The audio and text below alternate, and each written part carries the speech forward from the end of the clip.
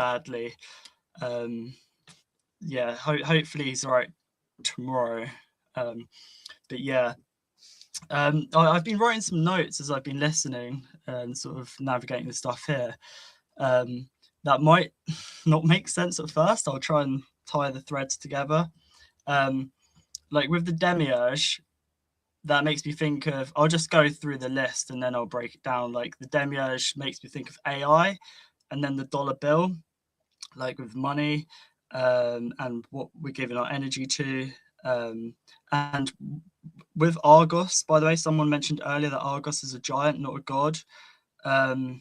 He was known, yeah, he was a giant, but he was known to have many eyes, like an all-seeing giant. Like we're told God is all-seeing. Perhaps Demiurge is all-seeing because it's us. It sees through us. Hence why it's always seeing. And of course that's an egregore.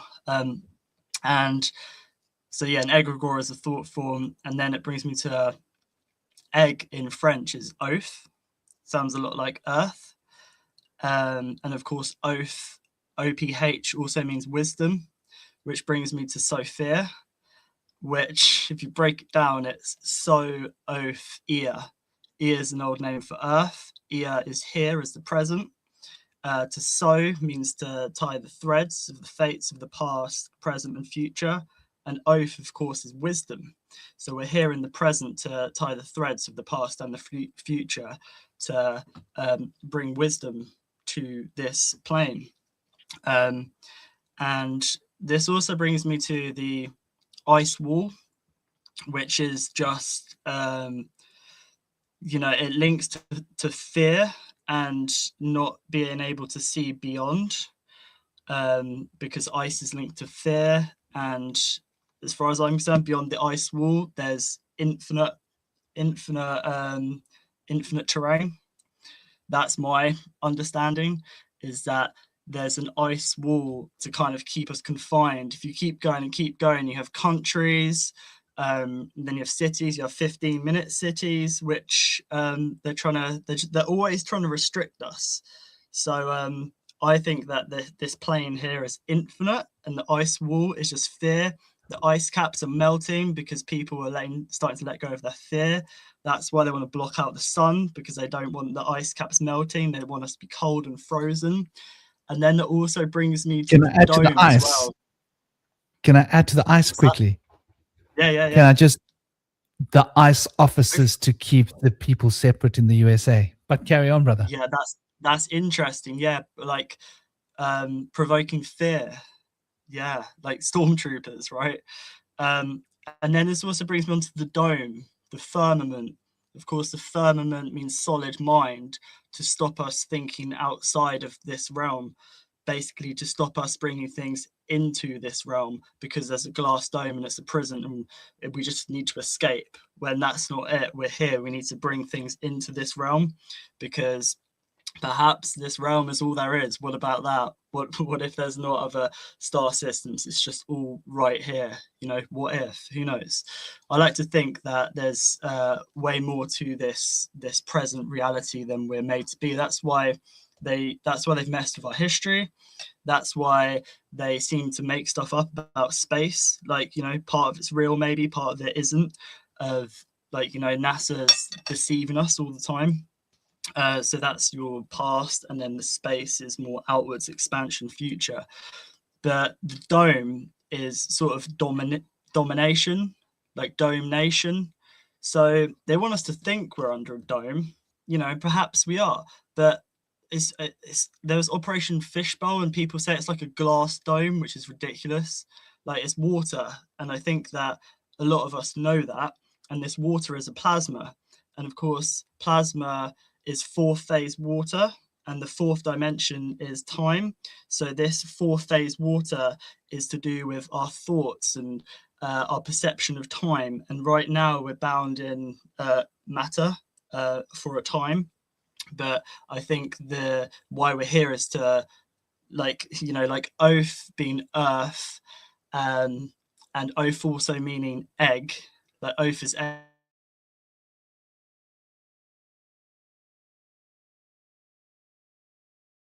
it's like a seed, and you know, like the Buddha is bud ha, it comes out of the dark and emerges. That's why we're here, to be in the darkness, but in the dark is where you find the light. You know, if you're just always outwards following another's path, you need to really be in the dark to cultivate your own path. And I think that this whole sort of prison planet is not a prison planet yet. But if we talk about Demiurge, like what is the Demiurge or like the Antichrist now? Well, it's like Elon Musk, Bill Gates and stuff. And I think that this ties into AI if I go back to the beginning of my notes, because on the dollar bill, you have the eye on top of the pyramid, and the eye is the all-seeing eye. Well, is that the Demiurge? Is that us? Is that our subconscious? Is this how we can be pretty much programmed via our subconscious and not real eyes, that we are being played like puppets by, you know, not one being, but perhaps a whole host of other beings, like in the astral, messing with our emotions. And the arc-eye tech, is the arc is the story, is the vessel is the carrier, is the eye is the observer, and the tech is technology, which is language and symbols and frequency. But what we've been given now is this distortion of this technology being just a physical silicon, sort of mechanical machine-like. So this is the battle between the magic and the mechanical that's going on, because any concepts you can always flip and reverse it and dissolve it and kind of put the pieces back together. And I think that's what we need to be doing, is know how to really morph, because you have the formless, you have the morph, and then you have the form. Whereas we're given just the form. This, you can look at it as the cause and effect. The cause is the formless, and the effect is the facts that we're given. If that makes sense. And we're just given all these facts, like this is how everything is. Whereas really, if you follow the course of how things are, it seems that a lot of stuff has been inverted. So what we need to do is flip it back, if that makes sense.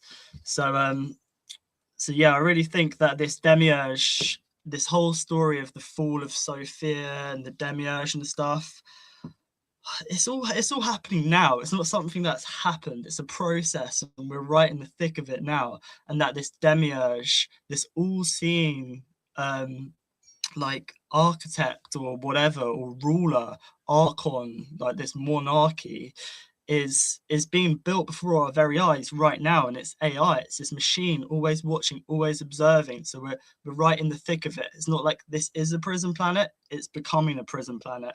And the way that we see with clarity through this distortion is knowing how to use magic, knowing how to use our thoughts, the force all around us, and seeing beyond time, looking into the past and being like, it's all happening now, looking into the future and seeing what kind of timeline we're on, and correcting the course and becoming what's the word, like a lot of people are asleep at the wheel, so to speak. You know, our ship is being blown off course, and we need to sort of become captains of our own vessel again. Really, yeah. Howard, the car, the bar, and it's the arc. I'm not sure what the mar is, but the central eye is the arc, AKH, which also means big brother, like observer, and eye as well. So the arc, the eye, the unk, you know, it's all very similar. You obviously have the Merkaba, so like the Mer, the cart, and the bar. And the Mercury is the messenger of the gods. Iris is the messenger of the gods. Iris is the eye. The eye is the messenger of the gods. We are the messenger of the gods. What are the gods? Archetypes. They come through us. Like we're channels for higher powers, other powers, but that of course is us. They're not separate from us, if that makes sense. Like we come in as a fraction of the potential of everything. And I think that we're here to grow expansion, but it's been inverted and we've kind of been squashed and molded. And basically the circle, the sphere, the Sophia, the wisdom has become cubed and square-like, and energy is being trapped and stuck. And I think our job here is to kind of use this vortex energy of the Ka, the Ba, the Ak, the Ida, Pingala, the Shushumna, having the anchor point, letting this electromagnetic masculine feminine polarity spin and break the shackles of this cube, which seeks to trap and cage this energy of Sophia, which is the divine spark, which is in all living things. So yeah, those are my thoughts that I've written down. But I do find it really interesting that oath in French means egg, and then it sounds like earth. It's like this realm is an egregore. Everything is an egregore. It's all a thought form. It's just that we don't know how to channel the thoughts. Like, of course, we're not our thoughts, but there's thoughts all around us. These thoughts is the force which shapes reality. And our eyes and our mouth and our hearts brings things into being. And this is why on the dollar bill you have the pyramid with the eye, and then you have in God, in he'll be so pleased with our plans, whatever, a new order of the ages, because all of our energy, which is a monetary system, has been building this AI infrastructure. We've been building this AI God, which is the Demiurge, which does not exist yet, but it's being built before our very eyes. And I think this also ties into Marduk as well. That's why Elon Musk is so aligned with Marduk. Worship me before all others. Akhenaten as well in the past, of putting himself before the sun. They want to block out the sun. These technocrats, they want us all eating lab-grown food, having lab-grown babies. They want everything controlled. And that proves it's not all controlled yet. Like we're just in the middle of the past and the future, but it's all happening now, if that makes sense.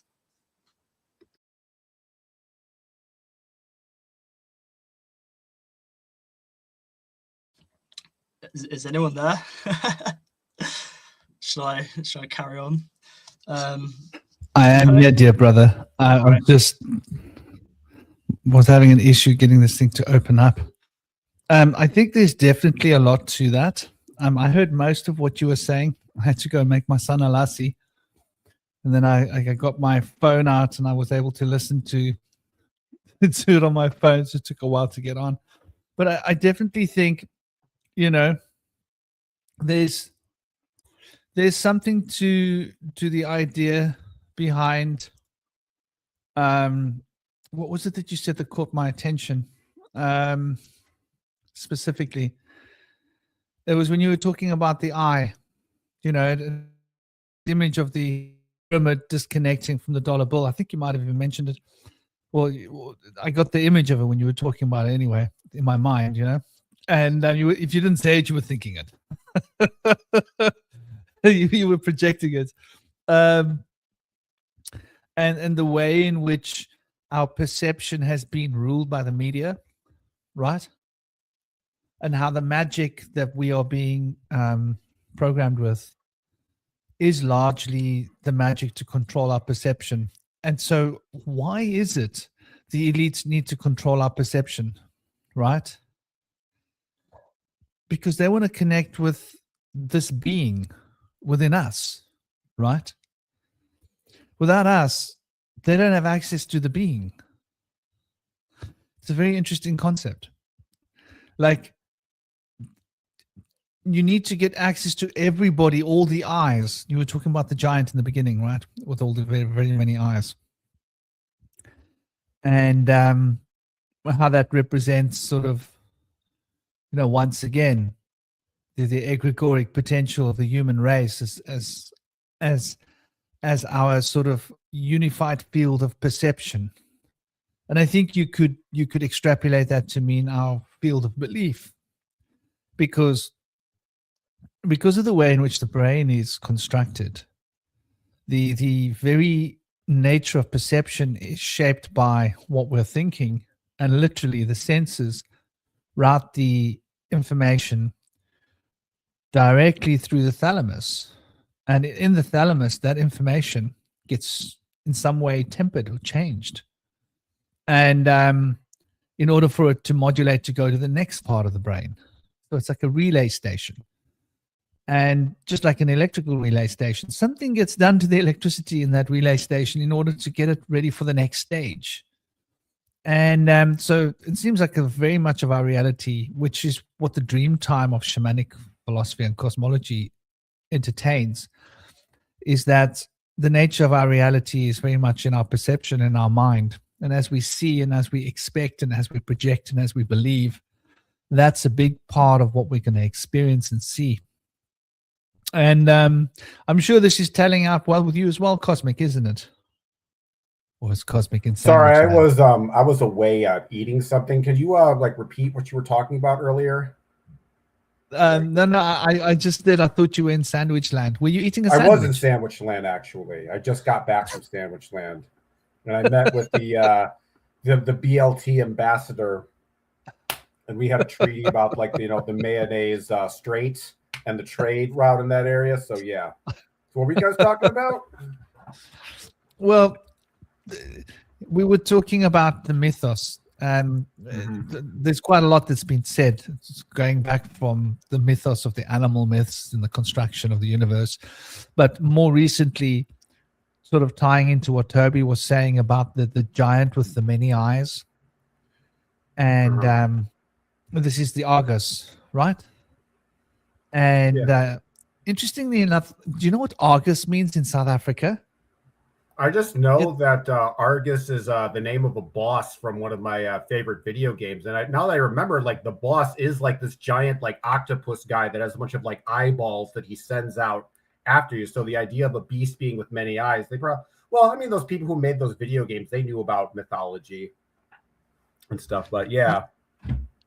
So interestingly enough, if you came to South Africa 35, 40 years ago, the main newspaper in the whole of South Africa was called the Argus. So they're controlling our eyes. They're controlling our minds. They're controlling our belief.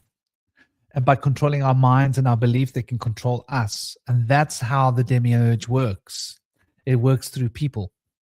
That's the big clue to this control of the structure of reality, because imagining that reality is based upon the field of consciousness.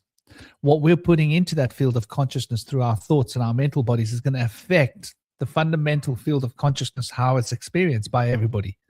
And as a group, we're co-creating this field of consciousness. So if we are all together fueling the substance of reality, if we can get into this pip mastery engine and mess with the structuring of the sensory information, we can change the very nature of reality. David Icke's always going on about this, and I think he's right, about how reality as a quantum field is affected by our consciousness, and how this is the goal of the elites, is to control our thinking process.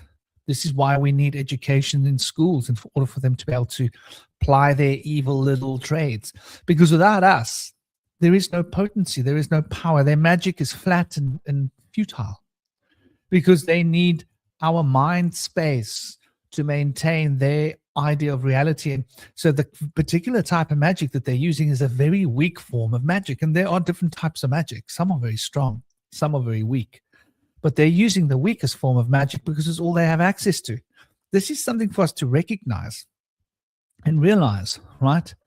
These are not masters that are levitating and, pulling fire out of thin air and making their body infinitely bigger, or making their body turn into lots and lots of bodies that move out of their bodies. These are the Siddhi from available. And so it does seem, and this is why this technology, I think, is so important with the transhumanist movement, because this very idea of the Demiurge within us. And so basically, Cosmic, in a nutshell, the nutshell that should have been on your sandwich, or the nut that should have been in your sandwich's shell, shall we say. You forgot the nuts. I would say, because the nuts are highly nutritious, the best thing you can eat, is effectively the nature of reality is affected by our beliefs. And what we're thinking and what we believe is going to change the very structure of the quantum field of reality. If the whole group's mind is controlled in some way. And this is why we have the media, right? Me idea.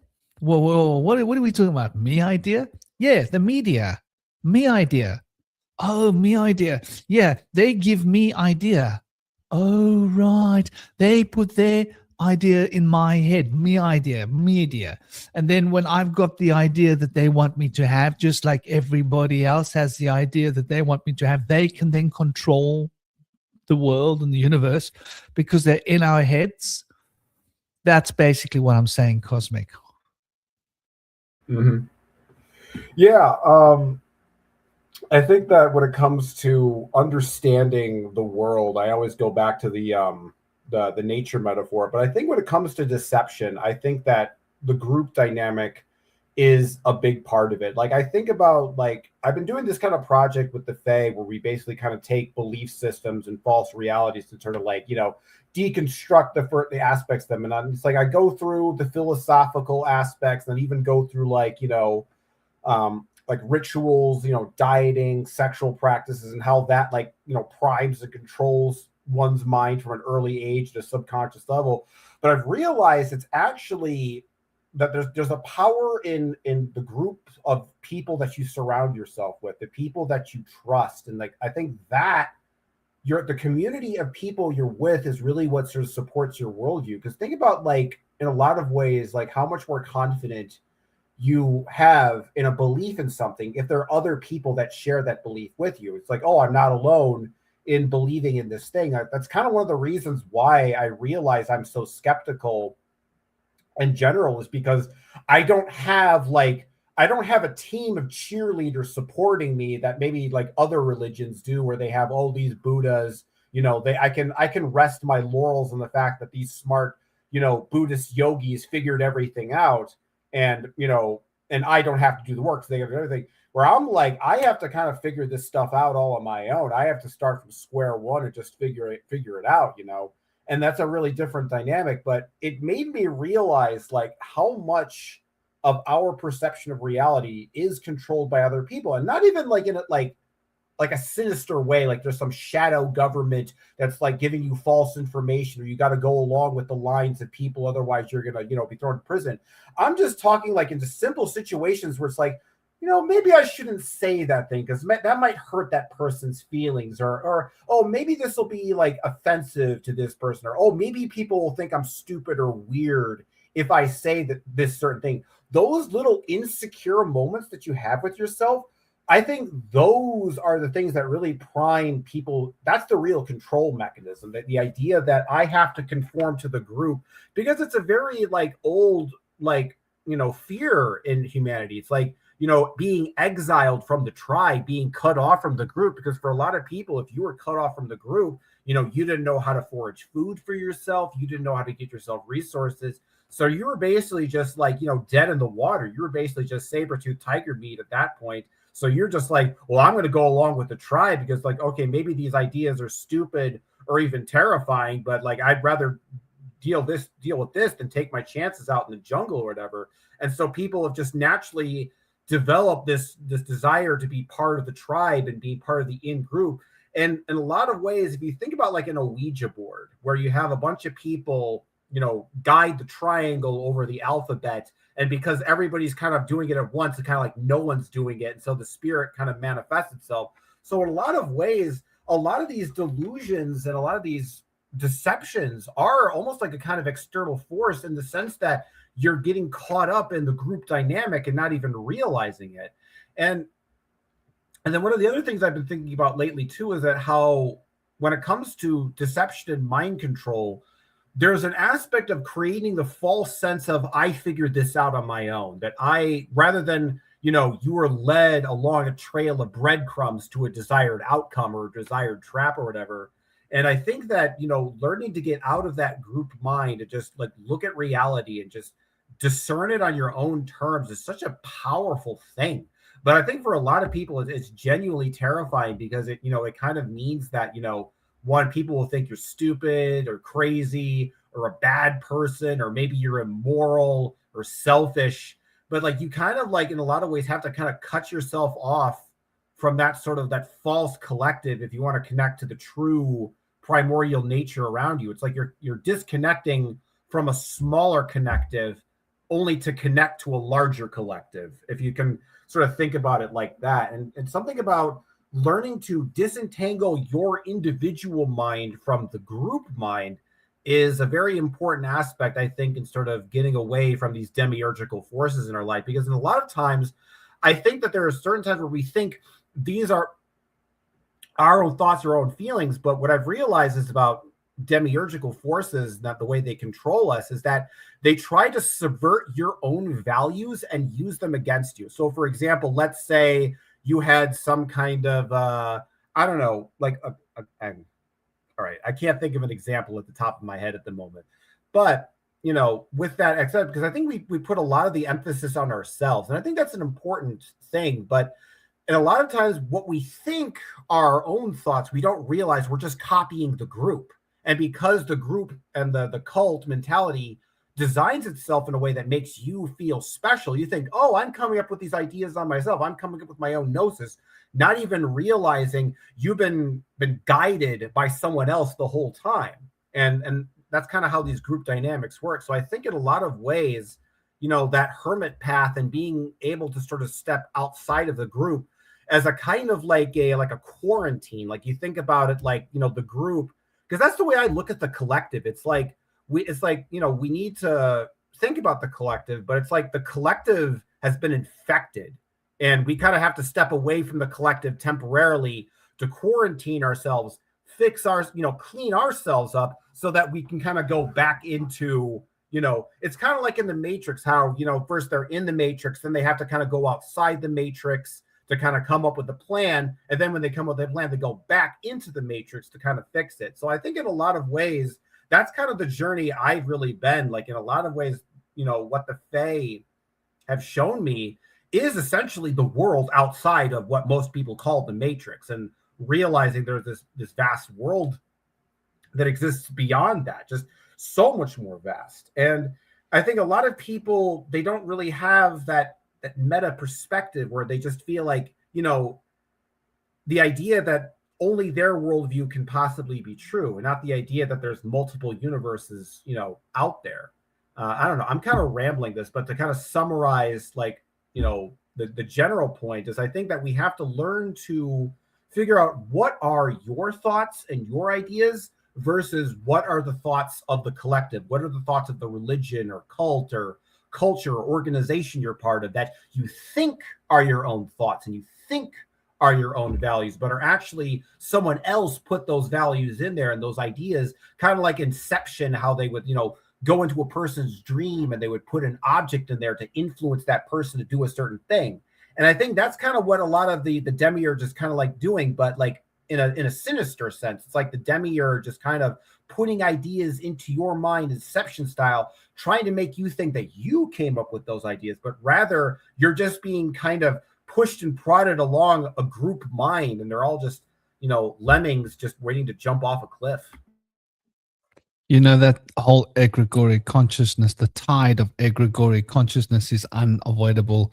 And I'm not going to take long to say what I want to say, but I want to just take it back to something you said a little while ago, Cosmic, was about the groups of people that we surround ourselves with.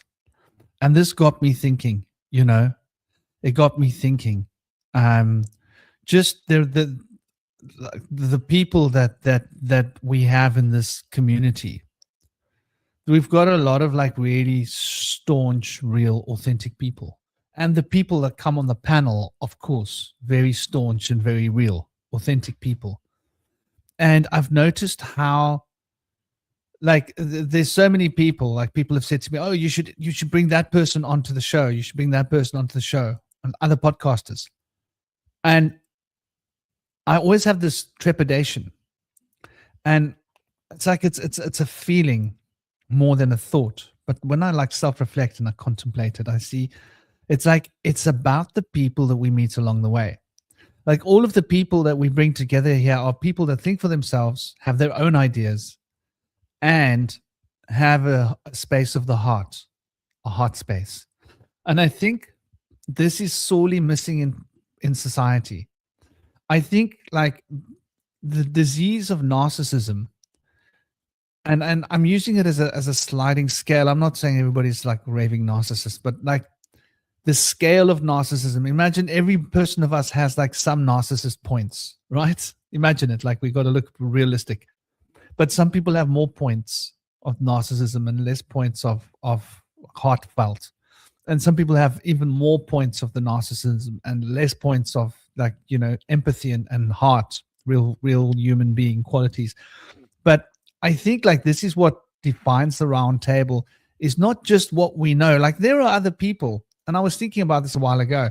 There's somebody who I know, he's very young, he's a great researcher, and he does a lot of research, but he's always watching podcasts and reading books. And that sounds almost like that to me, that's a red flag, right? Because you can memorize a whole lot of stuff and get a whole lot of ideas in your head that are other people's thoughts, that you can parrot them off really well. But what we've got here is a synergy of minds of everybody that thinks for themselves. And I think that's quite a rare thing, especially in the podcasting world, because you'll find everybody is just saying the same thing over and over again. And I think that's why our community keep coming back to us and they stick with us, because we aren't like the other podcasters. You know, I was trying to watch a podcast the other day, and you know, once again, it's a guy who, no offense to the guy, he's a nice guy. He's done a lot of reading and read a lot of books and a lot of research into the occult, but he's not actually embedded within the practice. And I think, you know, yeah, Tom, yeah, exactly. It's a soul society. Namaste, Taz, Archon. I hope you're well. And the community here, there's a group egregoric consciousness that forms here with you, with us, and it's about the hearts of the people in the space. To me, that means more. It's like, yeah, sure, you know, I could invite this guy or that guy or you know, or all these different people onto the show who do a lot of reading, but it just doesn't feel like the presence is there in a lot of the people. And that's why I find it really hard to watch podcasts, and people change as well, you know, like even like the interactions I've had recently with someone. I don't want to get into the naming of this person, but like, you know, maybe in the past we've done podcasts together, but I realize now that this person has lost their heart, and it's very, very sad. And I've observed it with like groups of people, and you'll notice like maybe 3-4 years ago, someone was one person and now they've changed. And a lot of it has got to do with the whole egotism thing. There's so much of this, I'm right. Everybody has to be with me. If you're not with me, and I think you know who I'm talking about, Cosmic, because this person has attacked you in the past, and I had words with them about it, and they've attacked women, and they've just done all sorts of weird things. And it's some people, they're like, if you disagree with me, we're enemies, and now I need to assassinate you. You know what I'm talking about? Like, exactly, yeah. Like, and they can't accept that, okay, we're not all meant to agree. And this is that narcissistic inner demiurge showing its face, right? And it goes back to what I was talking about earlier about the whole solipsism thing, because in a lot of ways that intolerance that you're talking about is an unwillingness to accept a reality that exists outside of theirs. And so it's like their myth is the only myth that can possibly exist, and no other myth can compete with my myth, because my myth is the best myth, and all the other myths are essentially inferior. And you get to that, position where, like, you get so stuck in your own way of thinking, so you have to constantly defend it. See, I think that's why uncertainty is so important, because if you already kind of accept that reality is sort of uncertain and mysterious, you don't feel this like, neurotic urge to defend it all the time, to constantly have to be in like war mode and get your sword and shield ready and defend your fortress from all the possible, attackers or whatever. You're kind of like, what, I could just, it's like the mystery and uncertainty in life allows you to kind of just let your ideas sort of sit, and you don't feel threatened, because you're looking at life like this is some impossible mystery. And, I don't know if anybody's really going to figure it out. And if they do, it's going to utterly baffle me. But when you look at life from that position, you can look at other worldviews and you're like, oh, well, these are just, I'm having my speculation about what the world is, and other people are having their speculation. They're like, oh, that's kind of interesting. But when you're dead set on like, my idea can only be right, then other worldviews are competition. They're a threat. And so you have to attack them. And if something seems better than yours, or other people are paying more attention to that particular perspective, these people, they tend to get threatened, because they can't accept that there is a Zerfax that exists outside of their Zerfax. Essentially, that's kind of like what it is.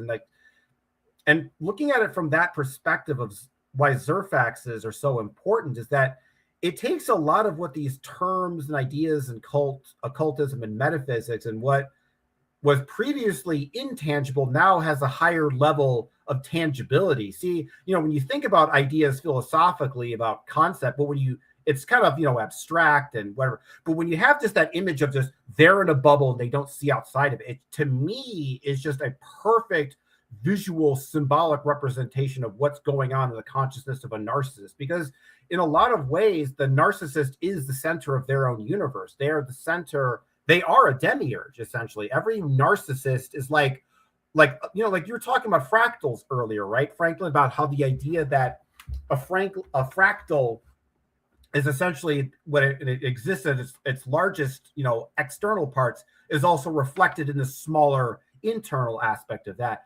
And so if we think of the demiurge as being like this kind of like a fractal, then narcissists are kind of like the smaller version of that fractal template, right? And so if you look at it like that, I think that's where and I think also when it comes to narcissism, I think there's also collective narcissism. I think that when people, form a tribe that's a very in-group, it's very, us versus them, that is like a narcissist. Because you think about it, you take a bunch of narcissists and you put them together, they form into one kind of narcissist Voltron, essentially, right? And yeah. What you're saying is so on point. I'm not going to mention names. I'm not going to mention anything because I don't want to, but I think like this is so on point. Let me break down what actually happened yesterday. So somebody shared a video about the Boogosphere, and it was a short video. And I critiqued it. I said, well, it said the Boogosphere had been cut in half, and this had happened and that had happened. It was like a 1 or 2 minute short or something. And I was like, no, I don't agree with that. I don't believe that has necessarily actually happened. I know that there's a lot of this Greer information that's flooding the web, either disseminated by Greer and his team or by his followers or interested people. And a lot of it seems like it's, misinformation, disinformation, whatever you want to call it. And, the video footage didn't fit with what they were saying. They had video footage of other spheres that have been cut in half. It's not the Boogosphere. And then they made a mistake as well, talking about the sphere that was found 3 months after the Boogosphere. It's got another name. I can't remember it. And I just pointed out there's too many inconsistencies in the short video. And it seems like it's a bit clickbait because it had been presented. And then I shared a video that I'd done by the Boogosphere. If you haven't seen it, go and look in the Boogosphere in the live and go down. I actually did a fairly okay, maybe not the best video about the Boogosphere, but I tried to steer clear of all the lore that came from Michael Greer and keep it to like what's actually being written about papers and which scientists, list of scientists, what institute. I got some footage of the actual scientists working with the Boogosphere. I got a good 4-minute, 5-minute clip or some few minute clip of them doing tests with the Boogosphere. And I did what a conservative, informative, little bit of a video about the boogosphere, and I shared it. And immediately afterwards, this person shared a video that they had done. And I looked at their video and I said, well, it actually looks like something good. It looks like something I might want to watch, because it was an anthropologist guy who he was interviewing, who goes to dig up stuff in the earth. I thought, well, this is something I actually find entertaining and interesting. Nice video. The next thing this person came at me with an attack was like, yeah, well, it's funny how when I did my video, you suddenly did a video about the boogosphere. And I was like, now this person has had like traits in the past. And I thought to myself, what's going on here? And so I thought, yeah, well, that is funny, but it's synchronicity. It's expected. And so I actually looked at that video again and I saw, hold on, the date of your video was after the date of my video.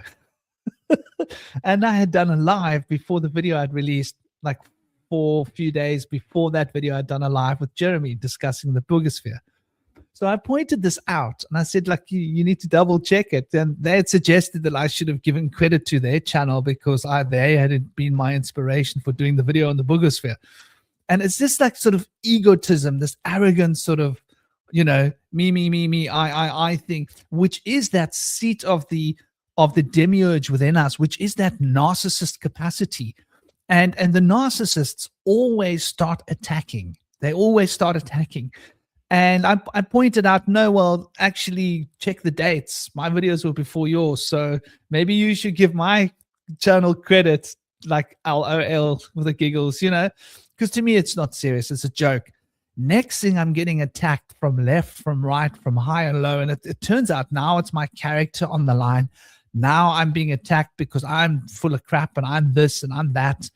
And then they mentioned some conversation they'd had in one other group, which I have been in, but I had actually said to that group, people in that group had spoken out because there was too much hatred against Jewish people. And I understand what's going on in the world. I understand Zionism very well, where it comes from. But I still respect people's right to practice whatever religion they want to practice. And you cannot just paint every person that is a Jew with the Zionist brush, because that's not the real world. That's just feeding your own sense of hatred. And some people feel they want to hate. They want to have someone to hate because they've got so much hatred in their heart. That is the source of this demiurgic energy, of this narcissism fuel that people need. And I pointed out that, well, I don't know whatever conversation you had with that person in that group before I did my video, because I wasn't there. As you know, I had spoken out against the racism in that group, and I haven't really been active in that group very much, hardly ever, for like 6-8 months. So anyway, they then started calling me a liar and started calling me personal attacks against me. In other words, if you're not going to agree with me, I'm going to do everything that I can to harm you because we don't agree. And this is something that you will find is a typical narcissistic behavior. And I think it comes back down to the demiurge control drama. The demiurge wants absolute control. They want to be in control of all of the elements of creation, right? And so they bring out of themselves all of these elements of creation to control every aspect of creation. But now each one of us has the potential, like Cosmic was saying, to be that demiurge potential and to then start to become delusional and fantasize that every other human being is just an externalization of ourselves, and that they all need to believe what we need to believe or what we think. And if they don't, we start attacking them and trying to undermine them and trying to harm them in whatever way that we can in order to get them to shift their belief to be in alignment with our belief, because that to us is what we consider personal power. And that is exactly how psychic vampirism works, how narcissists get energy. It's a very sad, it's a very sick world we're living in, but this is the reality for so many people. So many people are so vulnerable. They are so, I'm sorry to use this word, but pathetic in how they see themselves. They see themselves as being inconsequential, and so they feel they have to need to prove themselves in the world. They need to be more than what they are. And they also have this very, very touchy, everything that gets said is somehow a reason for them to take everything personally. And you'll find that there's a lot of these people these days. It's part of the woke agenda. And unfortunately, within our community of so-called truth speakers, of so-called people that are researchers, of so-called people that are interested into the occult and talk occult terminology, there are so many woke people hiding in plain sight.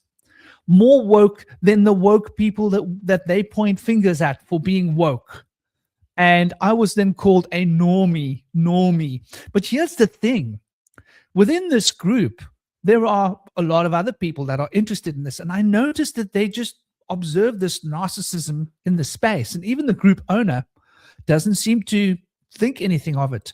And I've observed this quite often in a lot of spaces where this narcissistic behavior starts to become a toxic influence. And it basically poisons all the people that are in that space to the point where you start thinking, maybe I should leave the space because there's like a toxic energy building here, like a green cloud, and you don't want to be in it. But this is every one of these spaces too. There's always someone that's like that. There's a bunch. Because I noticed the same thing too. There's always, most of the people you can get around with, but there's always one or two that's really nasty in these kind of groups. And it's almost like they function like an attack dog that like keeps people in line. Because like there's everybody kind of goes in line, but you know that like if you step out of line, that attack dog that's attacking you, because the idea is they're sending the example out of you. They're basically saying, hey, look what we do to this bush whisperer guy. If you talk shit, that's going to happen to you too. So you better stay in line. People are like, oh, I don't want to deal with that trouble. I don't want to deal with any drama. So they stay in line. And a lot of those, because you have to think about the term authoritarian. Like, when you break down the word authoritarian, you're an author. Then the authoritarian is someone is that they think they can write the script of reality. They think they are God with the pen, and they are going to write what's true and what's false. And they basically, in their minds, they author all aspects of reality. So when someone challenges their perspective in reality, it gives them with the inevitable realization of, wait a minute, maybe I don't author all of my reality. Maybe not everything is in my control. No. They're idiots. They're wrong. I have to insult them. And then they get defensive because it's like the thing about narcissism is that there's a kind of like seductive quality to in that like, if you don't care about other people, there's a kind of power that comes along with it in the sense of like, you don't care about other people's feelings or whatever.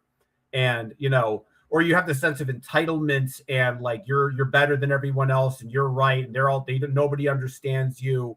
And to break away from that, I imagine it's got to be really difficult to really just have that sense of like, humility. Maybe that's what these people are really talking about when it comes to like, ego death and getting past the false ego. Because I'm wondering, it's like, maybe it's just for narcissists. Like, because I think to myself, like, when it talks about this idea of needing to destroy the false ego, needing to destroy the false self, that doesn't seem to make sense when you apply that idea to like normal, average people who have empathy and compassion.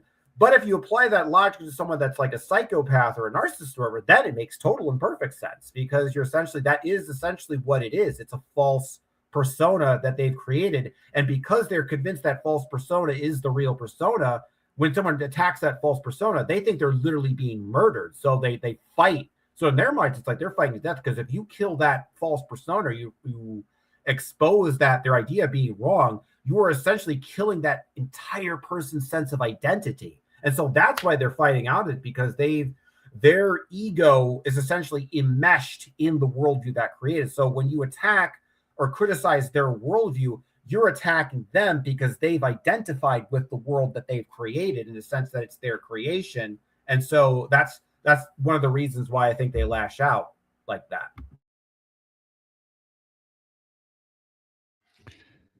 That's a very interesting perspective, that is central to narcissism, is that they feel themselves to be the demiurge. And I think there's something to that. I think that must be what defines a narcissist, because the narcissist is first and foremost defined by the desire to control that is second only to one thing, right? That they don't get seen for what they are. So a narcissist is someone that'll be like really, really nasty to someone, right? But the moment there are other people around, then they will behave like an angel, right? And the other people will think, wow, what a nice angel this person is. What an absolute angel. And the moment the other people go away, they're back to being like a demonic, narcissistic, nasty person. And I think that defines a narcissist, those two desires, the desire to control. If they can't control you by manipulating you, they'll try and control you by being mean and nasty and hurtful, but never in front of other people. That they are popular is so important because they desire, and here's the key, there's an unconscious recognition that within them is a demiurge, and within you is a demiurge, and within every other human being is a demiurge, and they want to get the positive aspect of the demiurge within every other human being radiating back towards them. So they need the adoration of the public. They need the adoration of everybody else there.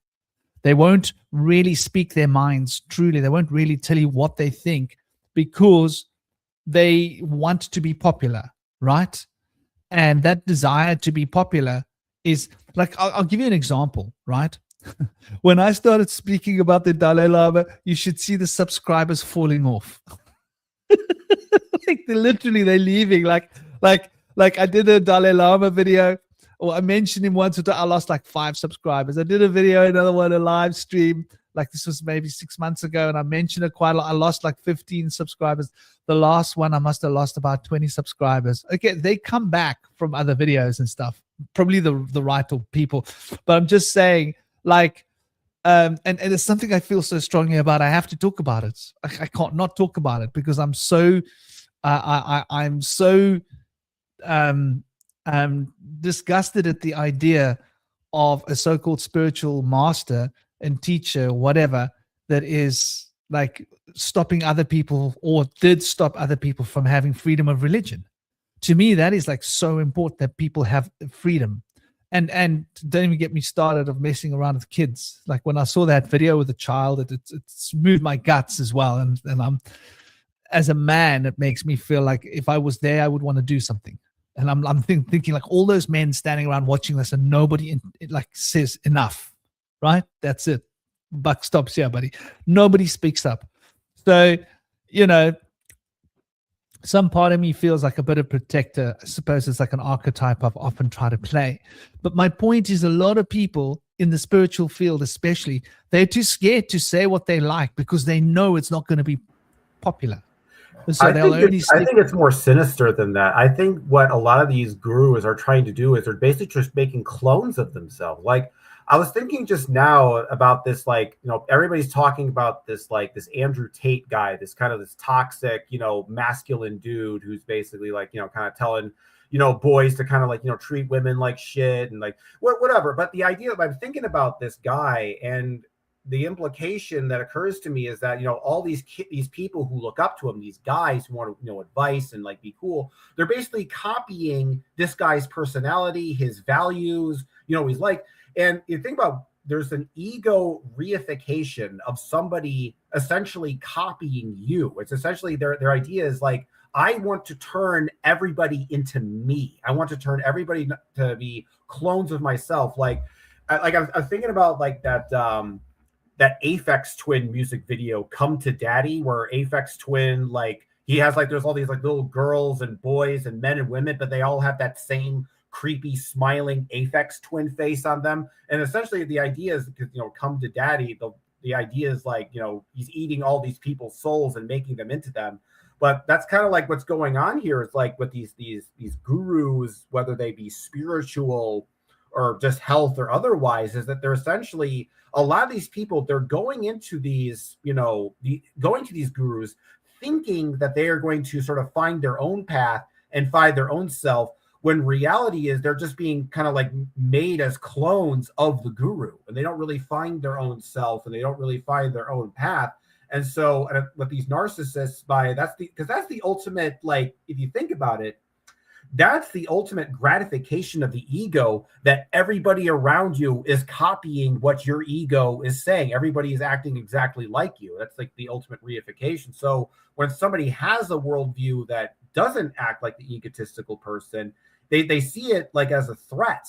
And that's what I've been thinking about, like, group consciousness as being like devouring organisms, in the sense it's like you're kind of like, you're swallowed by the fish, which is essentially the group. And it's like, okay, you're in this fish's belly, and it's nice and it's warm and it's soft and it's wet. But then you start feeling the acid, the digestive acid. And that digestive acid, that's all the criticism and the fear and the mockery and the putting you down. You feel like, and all that breaking that person down with all of that negativity, it kind of dissolves the person's persona and forces the person through peer pressure to kind of let all the, problematic parts, so that the organism of the cult can sort of absorb the person's consciousness. So, like, take it for example, like, let's say you're somebody and you want to join like a Christian organization, and this is like a strict Christian organization, right?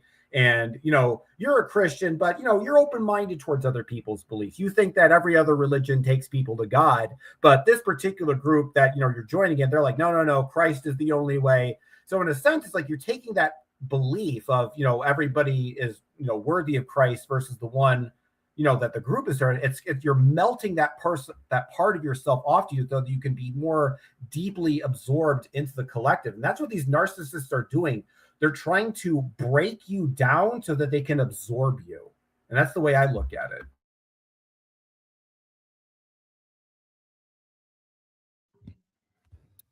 India, brother, I don't know if you've got anything on your, have you got anything in your barrel?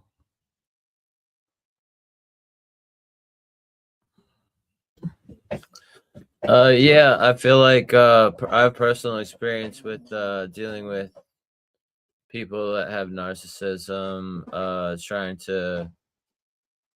trying to make things work,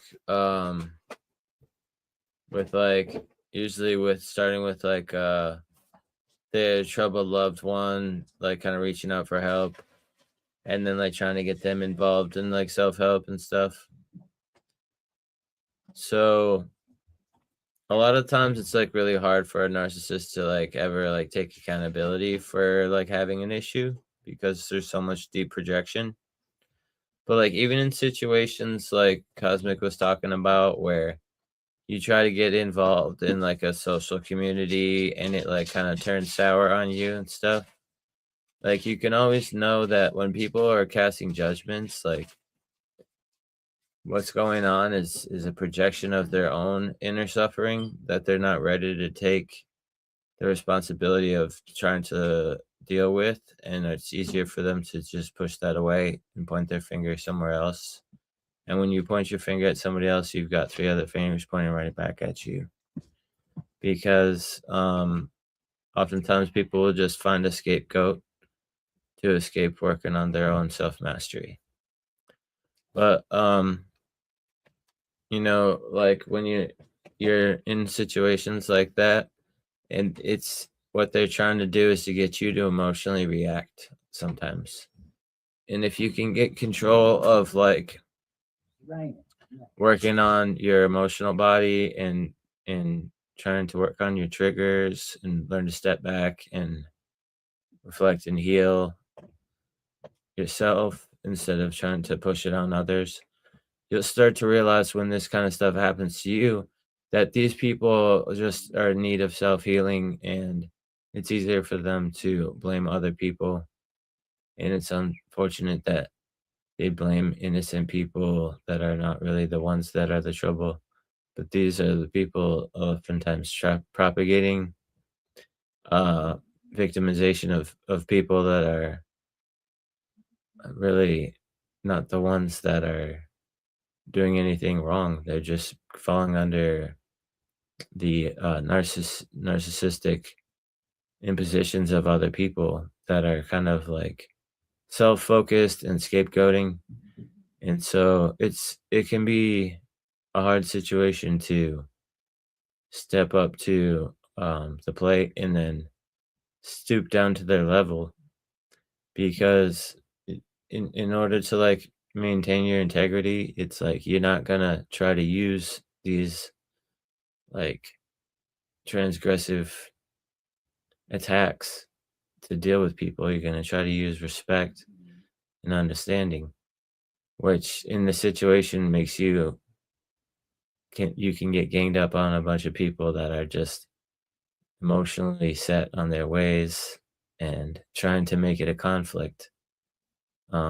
If you don't engage back sometimes, which is usually the noble way of dealing with the situation, you can become seen as like not stepping up to the fear conditioning that they're running on, or stepping down to it, really. And that can actually get you like outnumbered in a crowd. That's an unfortunate situation, but you can know that you were the one that was like living by integrity, and like they were the ones that were fallen and like judgmental and projecting and suffering. And at the end of the day, like you could be compassionate to them, like, oh, it's like, I hope that they can start to do better, because that's an unfortunate situation for people to be around. Their toxicity and misery wants company sometimes, so they try to drag you into it. But if you can like walk away from it, or try to bring people up, or whatever you can do, you can know that by not stooping down to it, you've shown leadership. But oftentimes that kind of like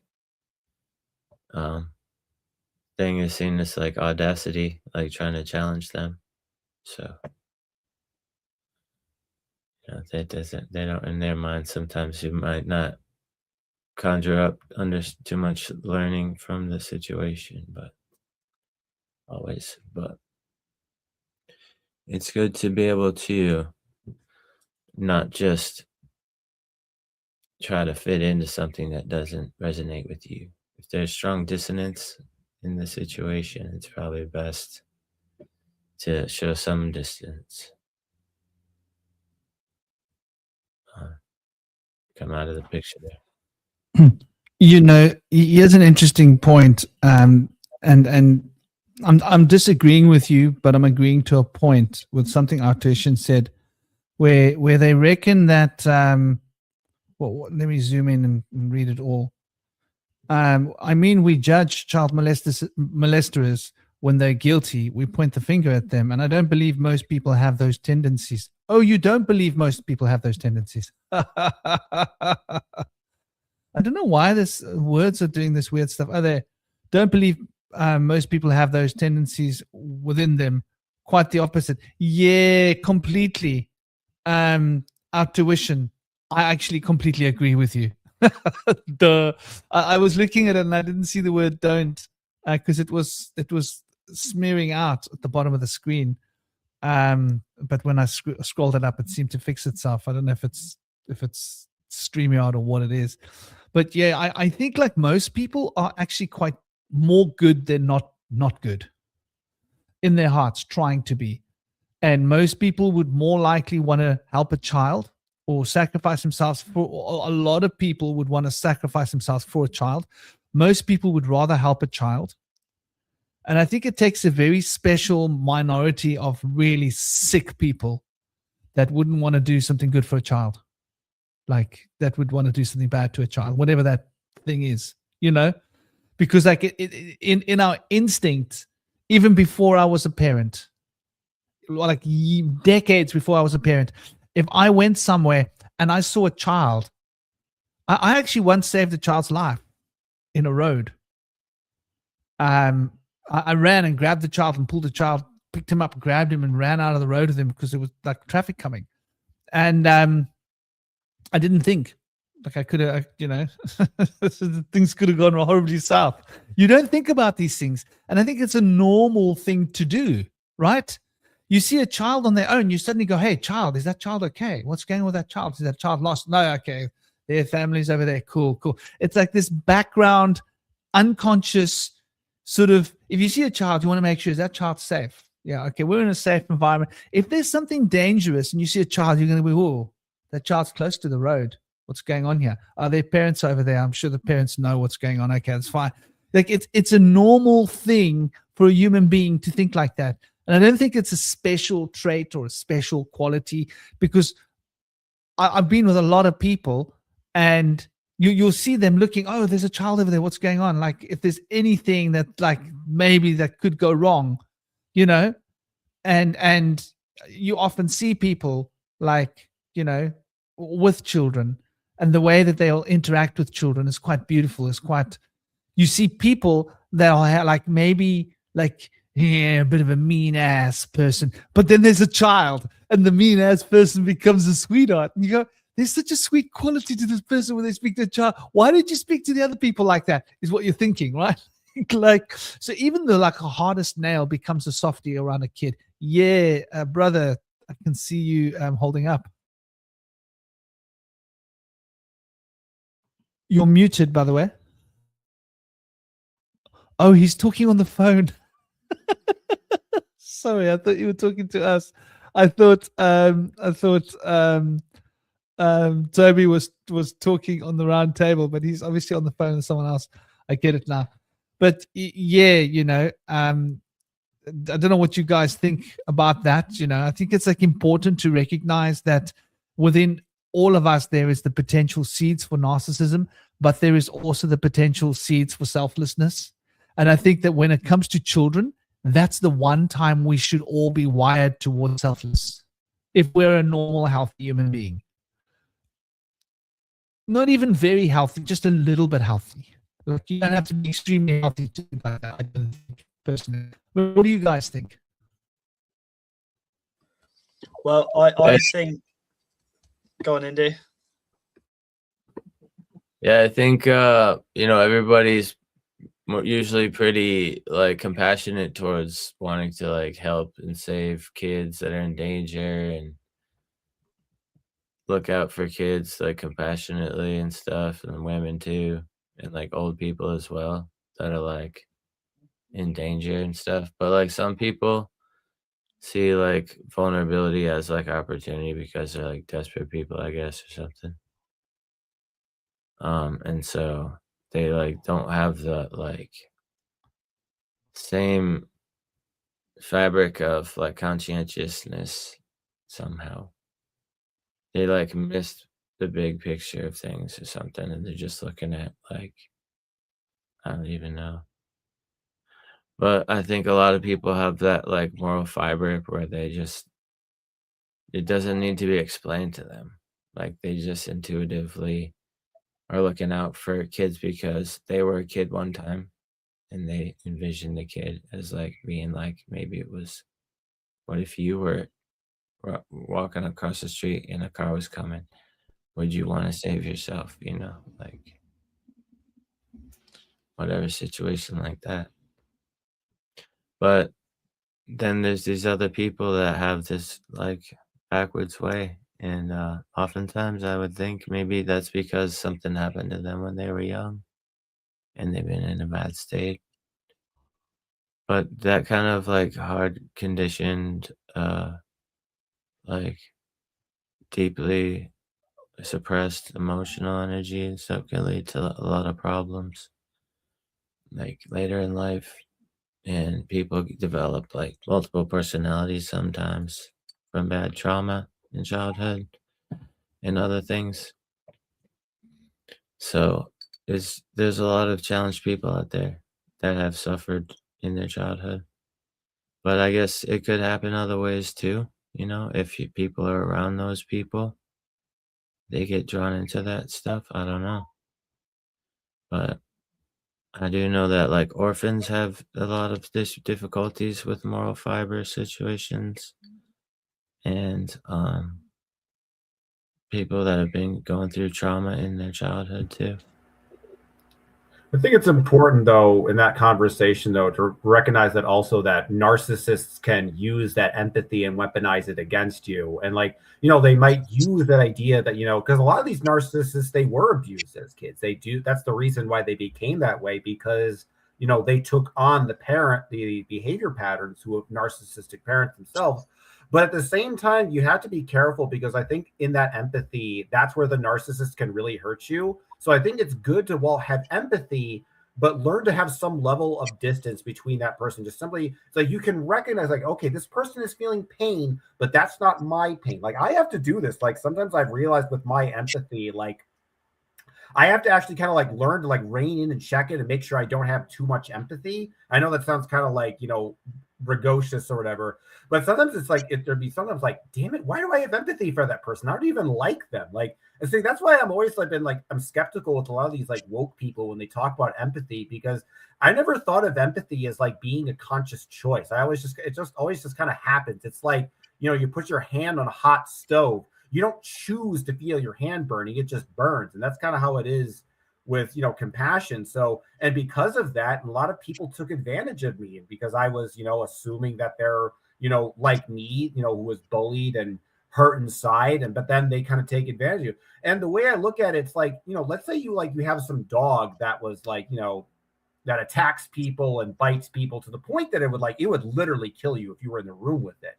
And, you know, but just because that dog had a tragic life story doesn't mean you shouldn't still, like, you know, keep guarded and keep prepared, you know. And I think that's important, that we have to be careful to, because when it comes to narcissism, like, that's one of their most sinister weapons. And like, and that's why I talk about it, because in a lot of ways I'm a victim of this, like taking your empathy and using it against you to twist you and manipulate you and try to convince you that when they'll do something bad to you, but then they'll convince you that it's your fault, and then you'll start second guessing yourself and start questioning yourself. And so you have to be guarded and recognize that, you know, although these people who are narcissists probably really did have a terrible life, and they probably really did have a tragic circumstance, you know, you have no obligation to fix these people. And the sad reality is, the reason that they're difficult to fix is that they don't want to be fixed. Their narcissism, it's kind of like a security thing. It gives them like a sense of power. Like it's a kind of a sword or shield that sort of like protects them from the kind of the harmful things in the world. So they become very guarded, you know, by that thing. And a lot of it, they use empathy, you know, as a weapon. And that's to me, it's one of the most like sinister things, and like why it made me question like a lot of stuff in life, just like a lot of values and like whether people are the way they are. So, you know, but I think, you know, then I guess then the question is, how do you know what true empathy is? I think that true empathy goes both ways, that you should have, you know, the person should be able to, you know, accept empathy from you, but also reciprocate it. So for example, let's say the same person has, you know, a tragic life story, right? And then you tell them their tragic life story, and they're like, oh, you know, we both have tragic life stories. We have something in common. We can both relate and bond together. But narcissists aren't like that. They'll be like, they'll have a tragic life story, and then when you tell them your tragic life story, they'll be like, it's not as bad as my story. You don't know what real suffering is like. You don't know what real pain and depression actually is. You're so delusional. You're so entitled, and you have it so easy, and you're so stupid. And then they get inside your head like that. That's how you know you're dealing with a narcissist, because fake empathy it's like basically like a sow that just devours everything in sight and gives nothing in return. It doesn't share any of its food. So it's like, they're basically just devouring all the empathy, but when you ask for empathy back, they give none in return. That's how you know it's fake empathy, because it's not reciprocal. If they reciprocate that empathy in a genuine way, then I think it could be considered more trustworthy. But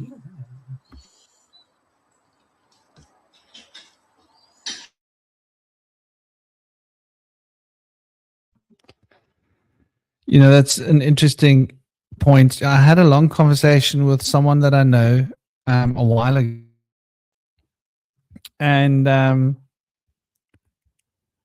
what they were saying to me was basically this discussion we're having, this argument, right, about how the narcissists are the way they are because they've been hurt, and what they need is compassion, and what they need is love.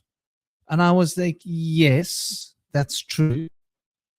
But what they need is compassion, and what they need is love. That's what I was getting from the conversation. And love can be tough love, right? Like, love can be very tough love. If it needs to be tough love, that's the love that a narcissist needs. And compassion isn't like going like, oh, I feel sorry for you. Compassion is like keeping it real, right? And going, well, I can empathize with what you've been through, but I can also empathize with what the person you've caused the harm against. And I can empathize that what happened to you was unfair, but I can also empathize with the person you've harmed that it was unfair towards them. And so if I'm real, those two need to cancel each other out if I'm going to be compassionate, because I can't be empathetic to you and not be empathetic to your victim, right? If I'm going to be empathetic to both, then I'm going to be compassionate and I'm going to recognize that this is a pattern. And it's something that Hollowbone Hawk also said as well, that there might be a symbolic relationship between the narcissist and the victim. And I think that is so on point. I think that is so true. And how that is that the victim wants somebody to look up to very often, right? Like, what makes somebody become a victim for a narcissist is probably because they're trying to see the best in everybody. Do you think that's an accurate perspective? What do you guys think? I think that makes perfect sense. Yeah, that's exactly what I'm like talking about, being in that situation where this is what I do. You see the best in people because, you go through certain lives and you have certain flaws, and then, you'll always think of, man, it would be nice if someone, gave me an encouraging word. So you think, oh, you kind of assume, and that's what like that projection thing. Because I think that when it comes to projection, we always talk about in our culture that, in a negative sense, like someone's projecting. But I think that we also have to recognize that there's also positive projection in that, like, so for example, if you're someone like me who is very kind of like honest and open, you tend to assume other people are honest and open like you, and that people base their actions and, personality traits based on those motivations. But you have to really step back and realize that other people don't have those same motivating factors that you do. And you have to be careful not to project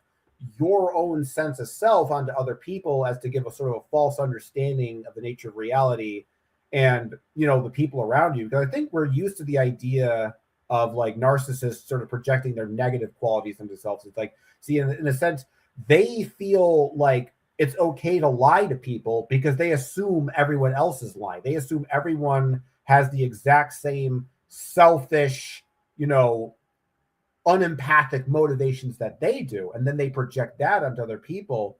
And what I'm saying is that we also do this in a positive sense, that if we're kind, we tend to want to assume that other people are kind. And, and learning to kind of like step back and just like learning to gauge people honestly, rather than sort of projecting what we want people to be, then I think we're less prone to deception in that way.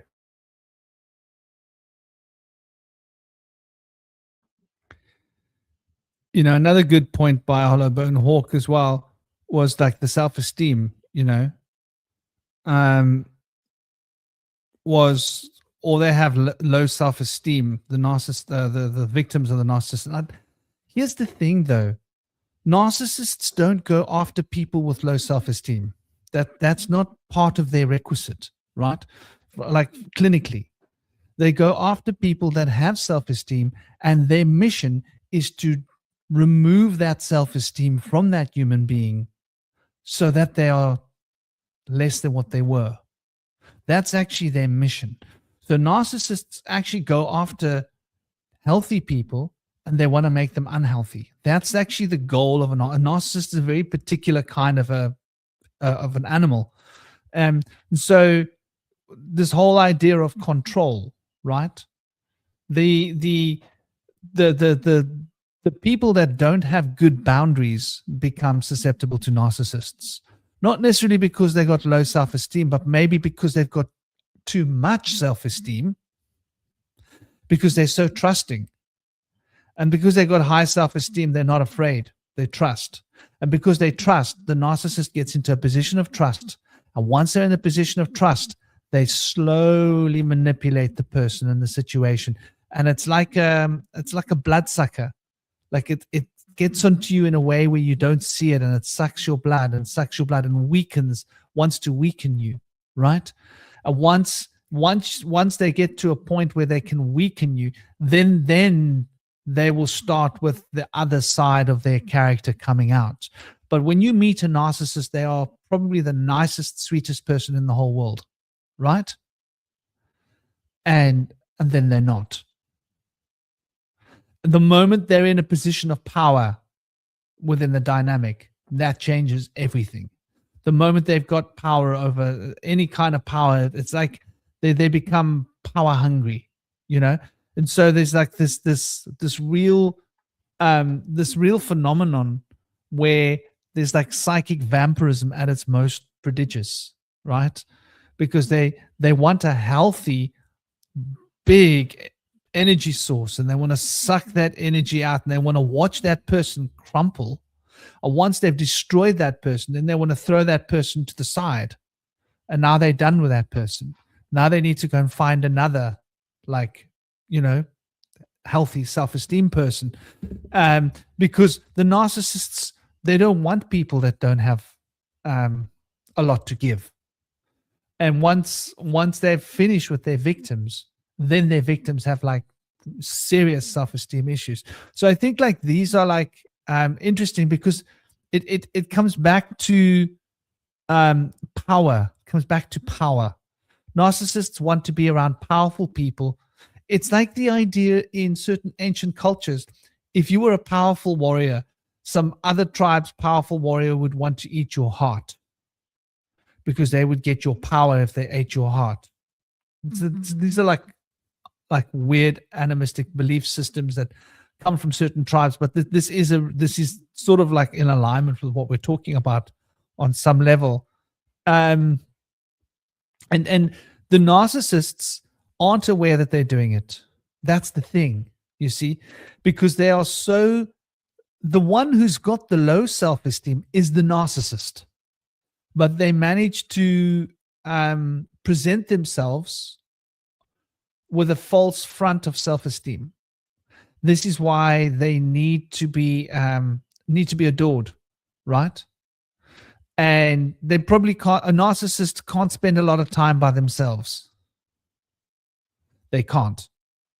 They need to have fuel. This is like another one of those like points. So how does this then relate to the Demiurge element? Right. So the Demiurge, the idea of the Demiurge in most cultural stories is that they take inside of themselves and they pull out all these different parts of themselves, and they externalize these parts of themselves. So a narcissist goes inside and fractures their own personality, creates divisions within themselves, schizophrenia, if you will, of sorts.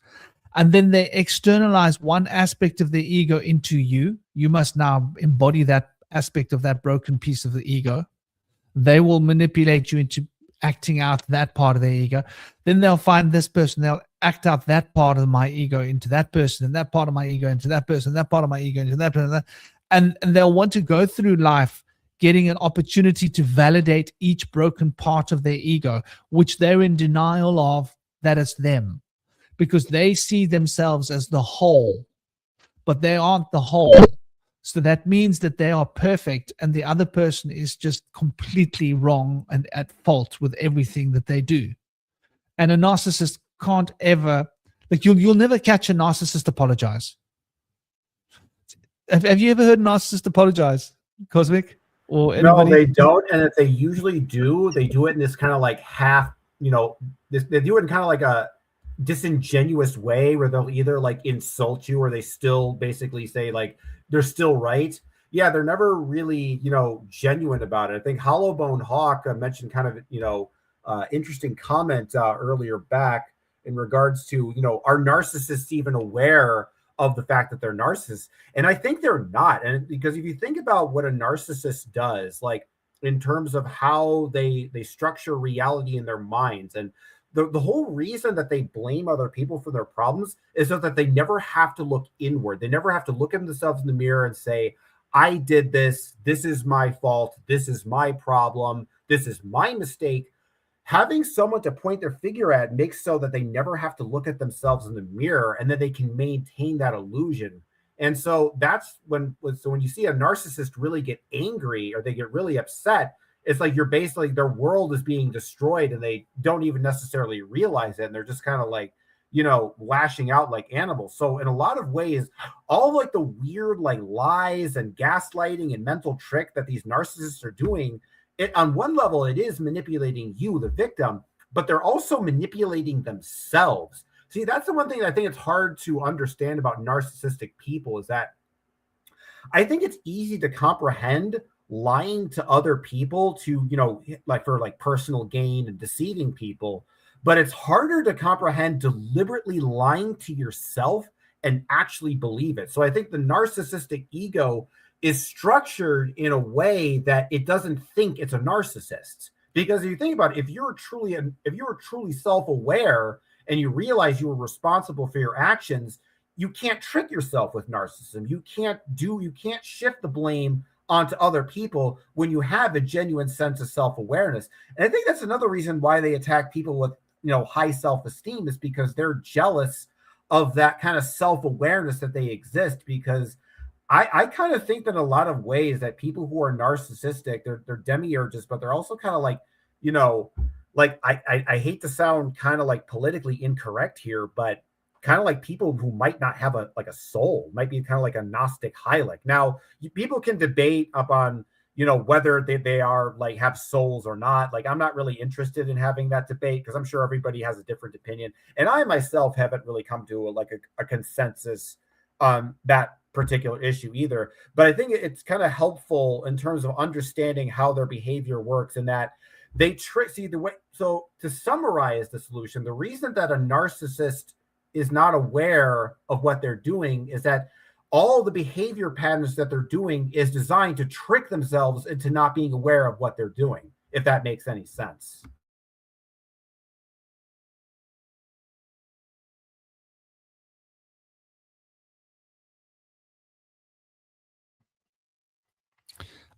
I've noticed, Toby,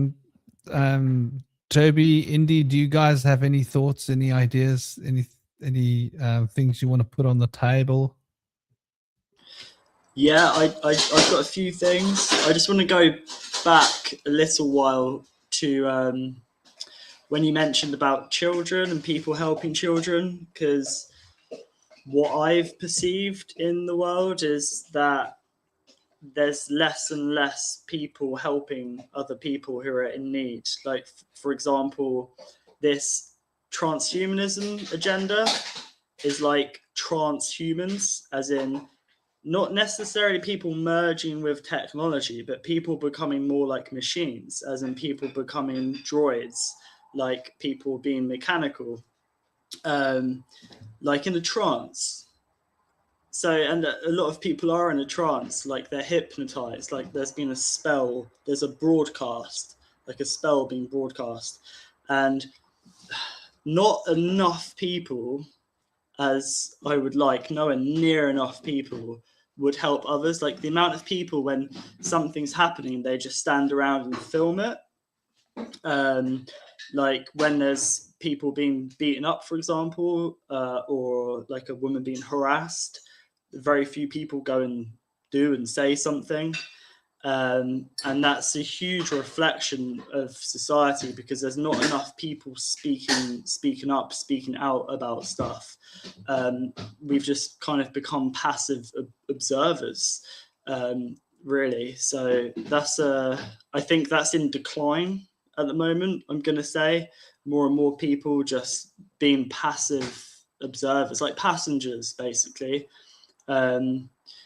Which I think that those of us that see what's going on, those of us that have been the people who have protected others, like helping the underdog, like all our lives, like I think that we've really had to like step up. And, you know, the pendulum swings, I guess, but I can just see that there's a real decline on morality, I guess.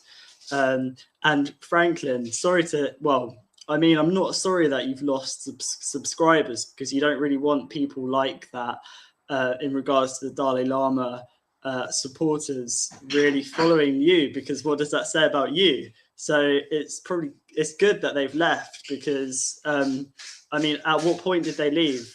I hope they watched the whole video, or at least half, because it's either the part where you mentioned transhumanism and his links to that, or was it the part where we mentioned him being a pedo? I mean, this ties in with Elon Musk and Trump. Like, you want to talk about narcissists, because there's these pedos and this transhumanists seem to, and this harm to children and women, the suppression of the divine feminine, all seem to be linked. So, you know, that is very interesting. I did make some notes. I just like to pull a thread on the word energy, because quite a while ago, Tom Brewer wrote it in the comments, and I was just breaking it down, and it kind of reminded me of the Demiurge a little bit. So N means like in, I believe. So En is in, or it can mean 9, like the Ennead. And of course, there's the 9 numbers on the Enneagram. There are like 9 archetypes, so like 9 inner archetypes. And then the end of energy is ergy, which reminds me of the Demiurgos, like ergos, urges, ergy. So it's like energy is like our inner urges, which create energy. Like we're channels for energy, which is like the thoughts, which is the force around us. And these thoughts can either drain us or they can give us energy. I get energy from thoughts, from thinking all the time. Like people like, yeah, you need to like quieten the mind. I'm like, no, I get energy from using my mind. I find stillness by expanding. Some people find peace quieting their mind, whereas I find peace just expanding my mind and just understanding. So that's interesting with the word energy. And also in regards to narcissism, I've noticed a huge shift in narcissism since the rollout of 3G, because that's when Instagram and Facebook were created, and people like filming themselves, sort of posting pictures of their food, of their lives, which aren't their real life. It's just this kind of this mask. There's literally like face filters and stuff that people were using. And then yeah, with that as well, that you guys are talking about not being, well, I think I wrote down not being seen. Like perhaps narcissists have had a life where they've not been seen. That's why they need to put on this kind of mask or this grandiose. It's like an inner child wound, like something's been buried deep.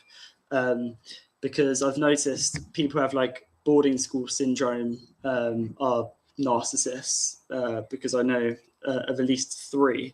So I'm going to say that's the thing, and those deep childhood wounds of not being seen or heard.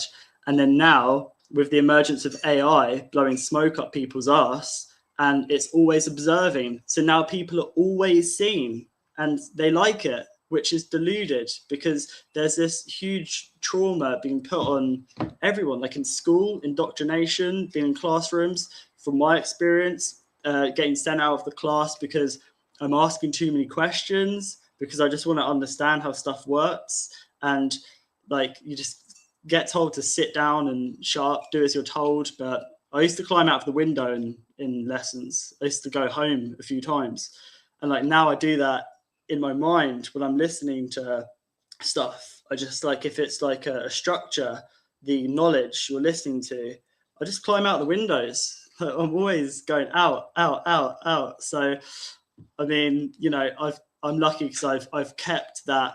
I've always been stubborn, so I've kept that part of my soul, which is like always expanding. Whereas I think that what can happen is that people can contract and then squash themselves down.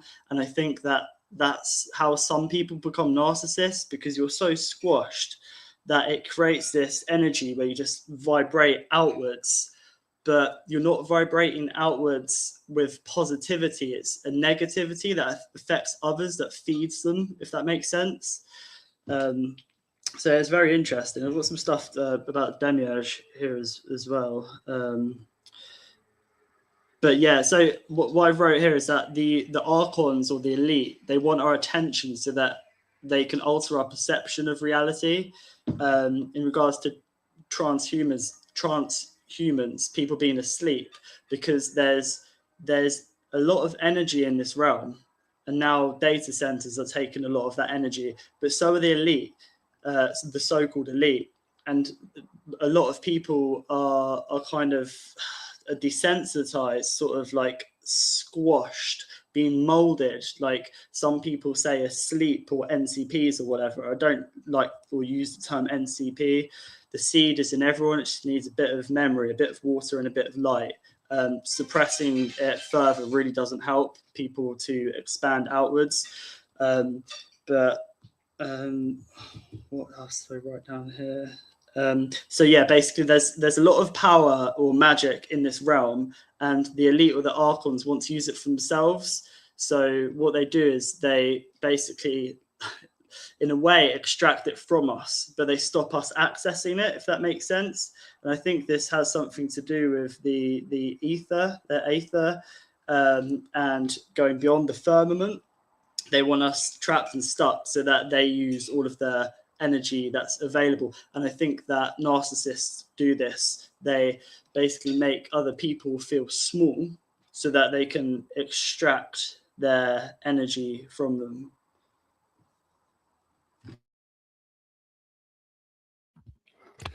Exactly. It's vampirism, plain and simple, you know. And you know, I do think Indy, there was something you wanted to say, by the way, brother. Yeah, I was gonna say, yeah, I'm also on board with the vampirism thing. Yeah, I feel like when they use that kind of energy to try to like push people to their brinks and stuff, and trigger people and take advantage of them. I've seen how that plays out and stuff, and when people stop being able to be triggered by the same old things, they can then like really infuriate the narcissist, because they don't have the weaponry anymore. Because if you don't lose your cool, it can really piss them off. So I've seen that happen before. Are you riding an indica horse? Yeah. You look like you're riding an indica horse. Like that couch just isn't comfy enough. You're like, go on, dude. Like, you're glued to the couch. I know, I got you. I know that too, brother.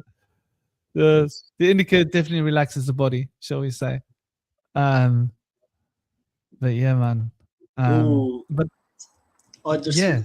Howard, I'm just reading back through the comments about like 5 minutes ago, and Howard said observing Zervan, and I forgot to bring up Zervan earlier, because Zervan is like infinite cosmic time, and it kind of reminds me of Sophia. And then Zervan gave birth to two twins, like the yin and the yang, like Araman, who forced his way out of the womb, like AI is trying to force its way into matter. And then you have Ahura Mazda, the good one. And I think that the Demiurge is this yin yang. I think it is a twin. It's not just one singular thing. It could be good or bad. It has the potential to be good or bad. Much like our thoughts we can have good energy or bad energy. But I've always thought that Sophia gave birth to twins, not just one singular. I don't know why. It's just been somewhere like here, and I think that it's interesting with Zervan.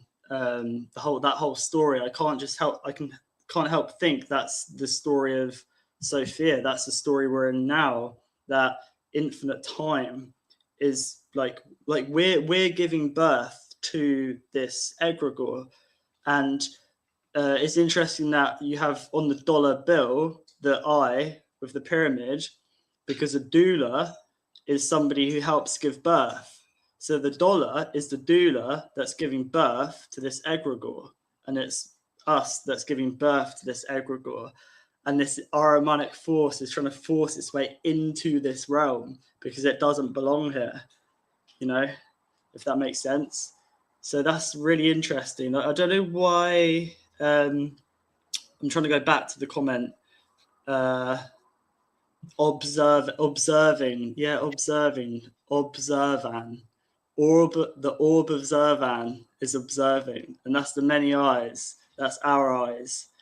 That's the realization that we are the creators, that this Demiurge isn't separate. It's a twin. It's like the yin and the yang.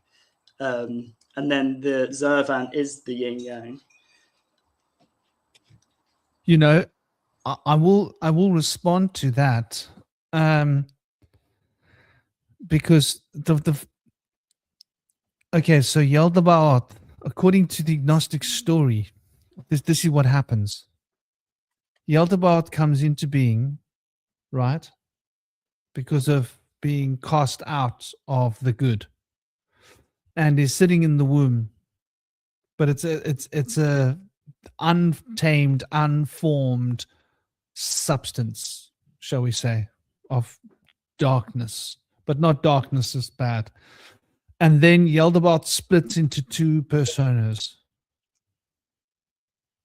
twins.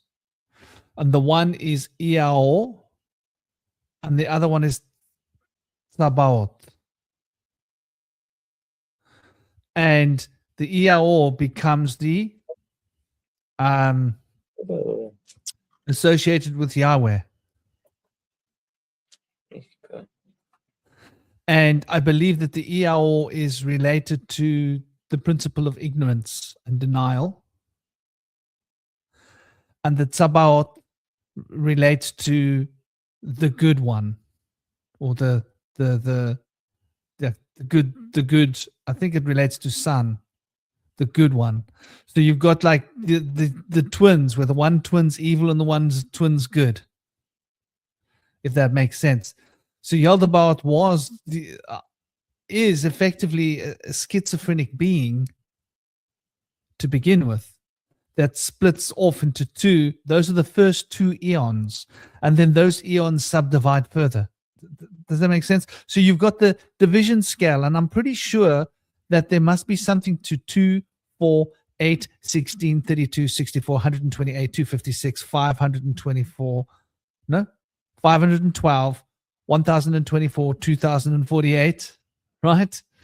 All of this computer-related technology, this binary splitting, I think all of these numbers that we're getting here are related to the primal splitting of one becomes two. And then you got these two and they split. And then the split and the split and the split and the split. And so this endless cycle of all these numbers come into place. But it's interesting how those numbers work, right? 1, 2, 4, 8, 16. And if you look at them, so the 1 is there, then you got 2, 4, 8, 16, 32, right? And if you add those all up, if you go 32 plus 16 is 50, 58, 62, 64. So if you add up the 5 divisions of binary, and we're running 64K. Am I right or wrong? Your machine's running off a 64K system, because they used to use 32 bits, but they're now using 64 bits for like pretty much most computers. I'm sure Apple must be running 64-bit as well, because it's basically, this is the chipsets that are common. I mean, the chipsets, I've been running 64-bit since 2015, 16, but then it was still common to be running 32-bit systems. But anyway, so that 64, which is the I Ching, right? And here's where it gets very interesting, right? So you've got the Yaldabaoth system, right? And then you've got 64 angels that were spawned. And these 64 angels were ruled over by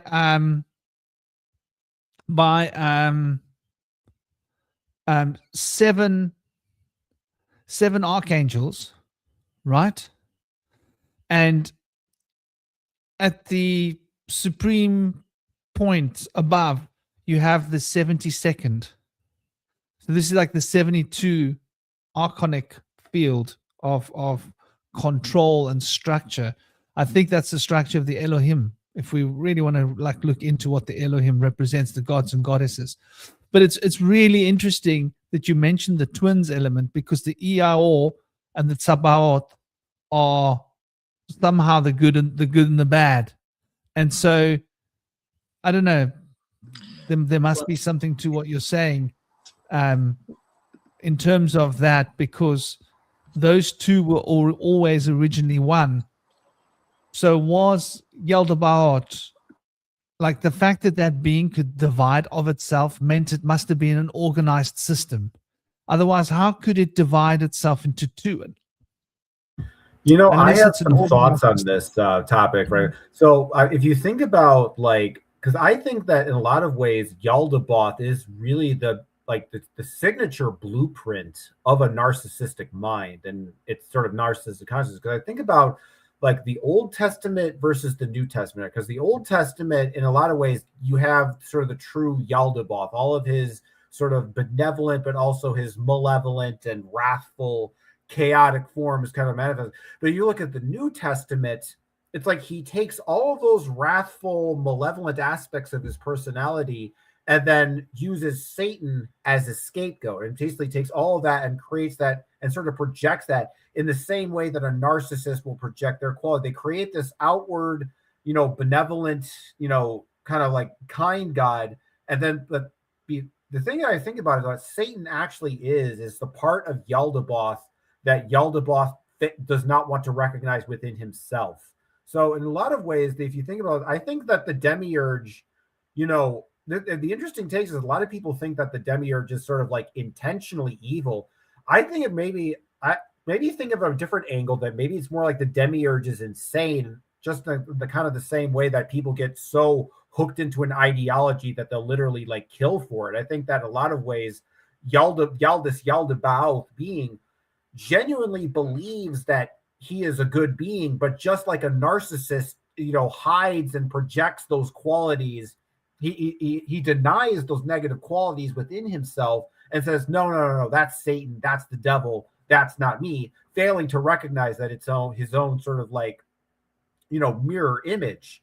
And I think that's because it's important that I say this, because I think that's how a lot of just regular narcissists operate in a similar kind of way, and that they have this false kind of like benevolent, kind persona, and then there's always some kind of scapegoat that they use to trick you. See, I think there's like, I think about like the concept of Satanism and like people who worship like the, goats and inverted pentagram. I think a lot of people think that, in the sense that the Satanists are like, they're identifying like with the goat on some level, and like the goat is evil. But I think really, if you think about the context of what a goat usually they would usually sacrifice, a goat, because, there would be some problem in the world, and then they would kill a goat as a sacrifice to the gods, hence where the term scapegoat comes from. So from Satanist perspective, the reason that they're so interested in goat imagery, like I was thinking, maybe what if it's more that the goat, that they're not worshiping the goat in the sense that they are self-identifying, and that they're worshiping the goat and that it's a symbol of hatred from them. This is an object of hatred that I can focus my intention on, whatever that is, your enemy, whether you're, a Satanist or against Christianity or some kind of, political group or whatever it is. So it's like for them, it's like hatred becomes like an object of devotion itself. And I think that's kind of what like the goat sort of actually represents to them. But to kind of like get to the further point of like scapegoating, but they're doing it for the same purposes as before, denying the negative qualities that we're afraid to face within ourselves and projecting those qualities onto something external. And when you look at the character of God, he's just like a narcissist. He's somebody who claims to know everything, and every time someone complains or has some kind of reasonable doubt or suggestion, the blame is always focused on you, and it's shifted towards no, it's your fault. You did this. but you're in control of the entire universe. You have literally, you can control space and time, and you know the past and the future, and you're literally like omnipresent. Nope, it's still your fault because you got free will. I can't fix that for some reason. I'm all powerful, but I can't mess with free will for some reason, even though I could do it, but I can't because I'm God. You know, it's like one of those kind of things. Like, it's like, so it may not be so much that it's like a schism of two gods, but I know, I think this, but it is important though. You're onto something with the schism, that you're on like the money here. But I think I look at it from the perspective of like Satan is the part of God that God doesn't want to self-identify and recognize within himself. The tyrannical, capricious, lustful, gluttonous, greedy aspect of God. And God just wants to think of Yaldabaoth just wants to think of himself as this benevolent, you know, kind, truthful being, and wants to deny that dark aspect of himself. And so he kind of creates this scapegoat, this alter ego, to sort of deflect his own self-criticism. So that's kind of my sort of take on that whole situation, just like my kind of perspective or analysis. And one thing I was going to add, and you might like this, Toby, from what you were mentioning, you were bringing up Zurvan, right? Zurvan, the same story. The Persians. Zurvan splits into two beings, twins. Ahura Mazda and Angremanhu, right? Angremanhu and Ahura Mazda. And Ahura Mazda is the same, it's the same dynamic, right? As Tsabaoth being the good guy, the light, the sun. And Iao is like that, like degradation of time and space that eats away things, in the same way that Angremanhu is the degradation and destruction of the universe.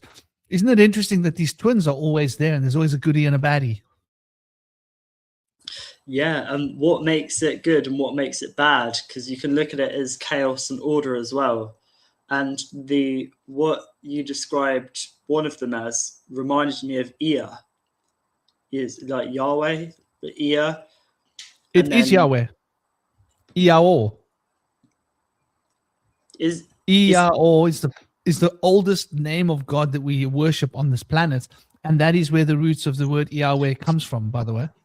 So Ea or.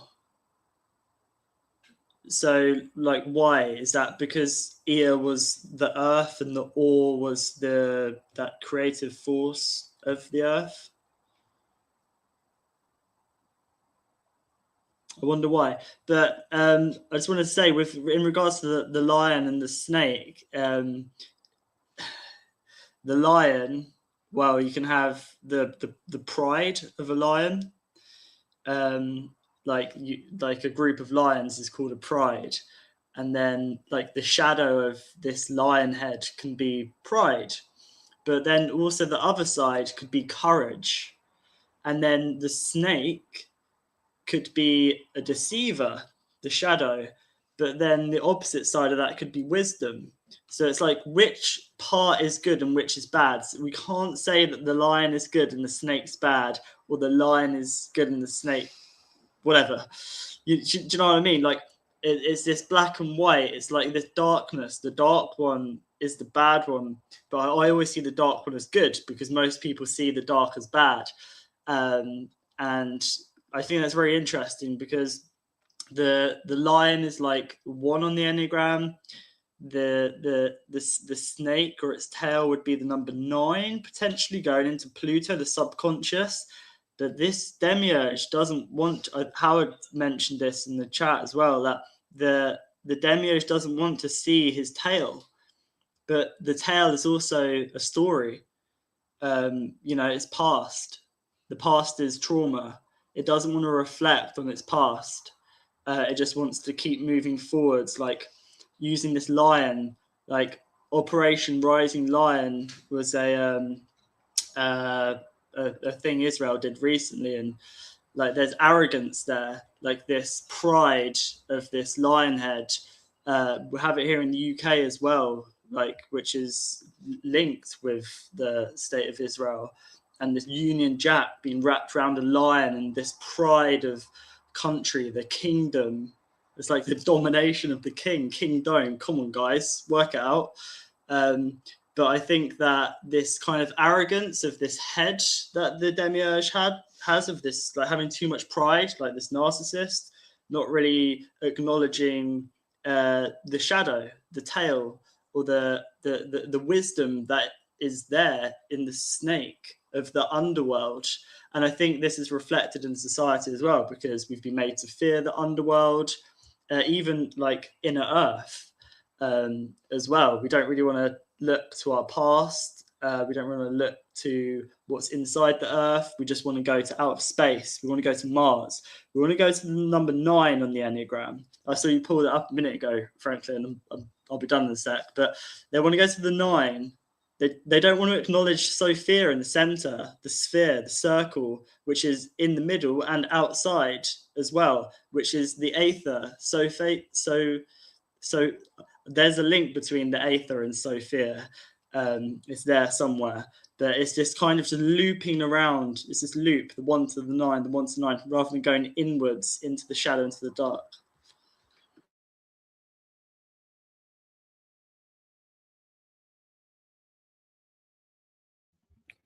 Yeah, totally, man. Totally. And there was something I was going to say. Oh, namaste, squirrel sniper. Squirrel sniper. I hope you don't shoot squirrels. I love squirrels, by the way. Well, I mean, if you shoot squirrels and you shoot squirrels, it is what it is. But I love squirrels. They're so cute, man. Those little guys, the way they fly on those trees. Those little buggers have got big balls, eh? Like you see them launch themselves out of a tree, like, woohoo, here I go. And like, they don't know what's coming. They're like launching, they're high up, man. High in the trees. Yeah, we got big trees in Cape Town. And in South Africa, they launch themselves out and just hope for the best. Like, yeah, I'll surely I'll find a branch to grab onto, you know? Worry about that later. Brave little buggers. But, you know, totally. There was something else that Cosmic said that I was going to respond to, which I didn't get to yet. I think it's got to do with the fundamental the division. I think it was at some point you said at Cosmic about that polarization of the twins on a psychological level, where we push the light inside ourselves and push the darkness outside of ourselves to manifest control. That's what it is. That polarization of twins is like, we know what's inside ourselves when the light's shining in us, right? So we can see ourselves. But outside there's a mystery. Now that for a narcissist, I think creates a fear paradigm, because they fear mystery. And that's why they have a need to control. Right? Because this actually ties into the little flying squirrels. Like, they're not afraid to not be in control. They just launch themselves out of the tree, hope for the best, grab onto a tree when they fly past it. And like, you know, hopefully they'll catch on. They'll be fine, surely. That's like total faith. Where the narcissists have no faith, right? So they want to control everybody and everything around them so that there's no mystery, right? Because what a narcissist fears the most is mystery, because mystery out there means others are faxes. Yes. And it means that there's something that I don't understand, something that I can't control, something that I don't know. So it means that there's something that can happen that I'm not ready for. And they need to protect themselves up with like all these walls around their heart. That's why they have no empathy, right? So that polarization that we're talking about, which is intrinsic, by the way, isn't it interesting that the same, oh, yes. And another thing that you mentioned, Toby, that I want to respond to is Ahura in the Persian is called Asura in Vedic cosmology. And the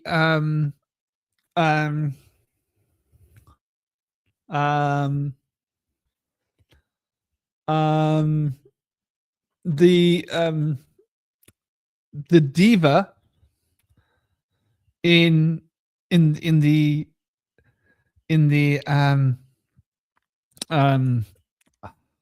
Persian are the bad guys, right?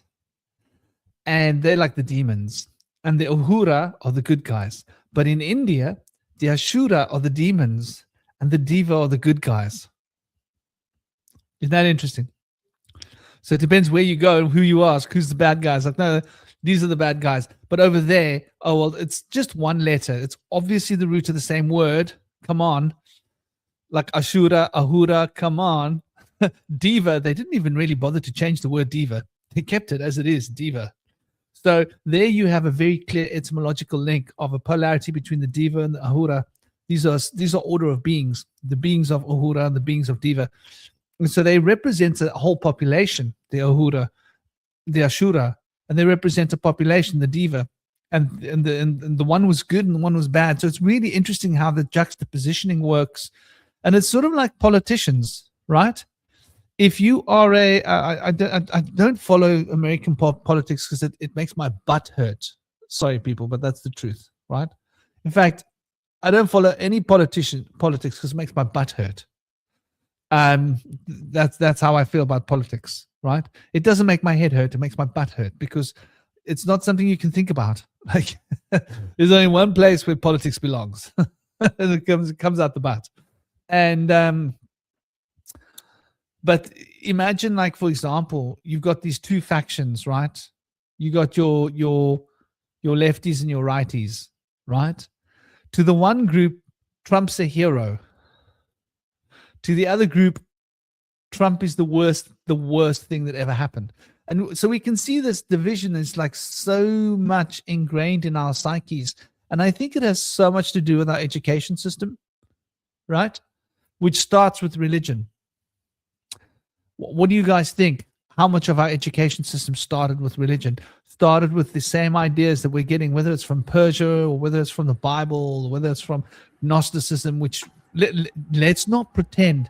No, I think you're right, Franklin. I think you have a good point, because I've been thinking lately about how the structure of science is shaped by the structure of the epistemology of like Christianity and religion, and how a lot of the ideas that we have in sort of like secular mythology, you start to realize like, hey, wait a minute, these things kind of sound Christian. Like, I was watching something about like, I don't know, it's like Greta Thunberg was kind of like, she's prattling on about some kind of issue in the world going on.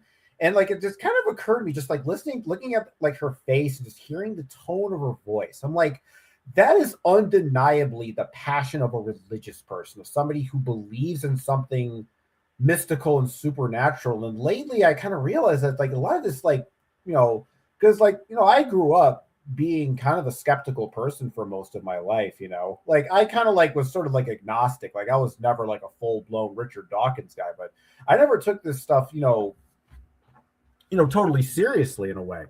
So, when it comes to like, I kind of just lost my train of thought. What was I talking about? it was along the lines of it's like my mind just went Greta Thunberg. Yeah, about Greta Thunberg and her religiousness, and okay, now I remember where I was. It was about science, right? And so, because I'm undeniably, someone like Greta Thunberg is probably a materialist atheist. Like that's kind of how a lot of people are in this like secular world, like especially if you live in North America or Europe. And you start to realize like how a lot of these, because when you start to look at the pitfalls and the kind of the inconsistencies, that you start to realize how it has correlations with a lot of Christian ideas. Like, for example, like how atheists are always about like everything has to have objective truth and like hard evidence is important. People don't really think about how Christianity is the people who started with that idea, because like if there's one God, then there has to be objective, hard, proven evidence. The whole idea of things needing to be objectively verifiable starts with religious conviction that there is an objective world created by God. So in a lot of ways, and the other thing too about stories is that you think about them as like a fractal, like a story starts out as a seed, and as evolution goes over time, it starts to turn into like the secular worldview that we live in today, because it's a lot of ways these seeds kind of coalesce and intermingle and interbreed, and they become a whole different species, or whatever. But when it comes to education, and there's a lot of other things. That education is just one kind of umbrella of the term, because I think there's a whole confluence of factors that like influence. It's education, it's also the media, it's the kids we hang out with school, it's our parents, it's our own individual proclivities or whatever. And I think that you have to kind of look at the themes that exist in all of these facets of life, not just in education, but you see them in other things. And I think a lot of it also has to do with, creating new normals, and the ideas of what's real and, what's not. A lot of that is sort of taught to us kind of in an unconscious manner. So like, for example, with like the belief, like think about like when you're a kid, right? When you're born, you don't naturally have a sense of shame when you're running around naked. You're just like, yeah, whatever. You only later learn that shame when, parents and other people around you are like, oh my God, put your clothes on. You can't do that. And you then internalize it. So every time you take your clothes off, you naturally have this like unconscious anxiety. I mean, some people have gotten over it and there's like different variations or whatever, but it's a general thing. But the point is, it's like you take on certain behaves and sort of beliefs about reality at an unconscious level based on sort of rituals and, things that you do. So when it comes to school and it's like epistemological framework, you see how it's kind of rooted down from those causes I was mentioning earlier, in terms of, because in a lot of ways, when you go to school, like you got to think about what is it that they usually teach in school. I'm thinking about there's math, that's logic. Then you have like history, that's kind of like the metaphysical sort of narrative of the universe. And then you got science, sort of how it all works. And then you've got like literature and reading that kind of gives sort of like the spiritual component. And in a lot of ways, it is sort of like, if you think about it on one level, school is kind of like being taught a sort of secular worldview. And I think the problem with like secular worldviews is it's like a pool of stagnant water. And you know what happens when you have a pool of stagnant water is it becomes a hotbed of mosquitoes, and when things are kind of just like, neutral and whatever, they can get people who are narcissistic can easily get in there and kind of infect that. So I guess I kind of have it's a kind of a complicated answer, but in a lot of ways, like you think about what religions are, is that they are kind of like the template of the fractal of a society. Like if you think of a society as a fractal, it's like the story of that foundation of the myth of society becomes the center template of that fractal, the center of that particular mandala, to use that other analogy.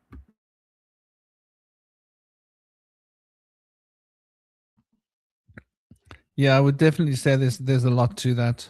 I do think there is a strong current of this sort of entrainment that we're all sort of, and I think it was talking about it earlier.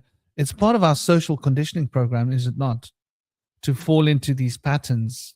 And it seems to be, like you said, it comes from a religious base, doesn't it? And then that religious base got turned into science, and that science got turned into this and that and whatever. And now it's just sort of a part of our culture. It's so ingrained into our culture that we now feel that we all feel we need to protect it because it's been given a word, democracy. We're all democracy. So this democracy thing, we now have to fight for it to protect it, right? And like Carly mentioned, the war machine moving on. Trump's got something up his sleeve. It's called the military, right? And he's pulling it out of his sleeves now. He was the one who was not pro-war. Am I right? He was not pro-war to begin with. Apparently, he's not pro-war. Well, yeah, and what we were talking about earlier, the ice crew, as cool as ice. So there's war inland and there's war outland, waging war on every front, as it were. But I do think there's definitely this sense of conditioning that we are struggling with and it's the most unnatural thing in the whole world. And I think what's happening is the human being immune system is starting to reject it. Here's an idea, and I want to put this out there. Speaking of the narcissist within, right? Let's look at the narcissist within that's outside of us, projecting inward to us from inside of us outwards.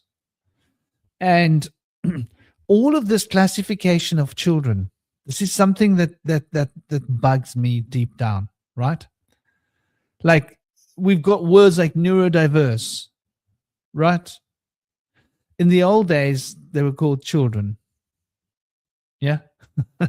Now they're neurodiverse, or they're ADD, or they're ADHD, or they're whatever it is, because it's not okay for children to be children anymore.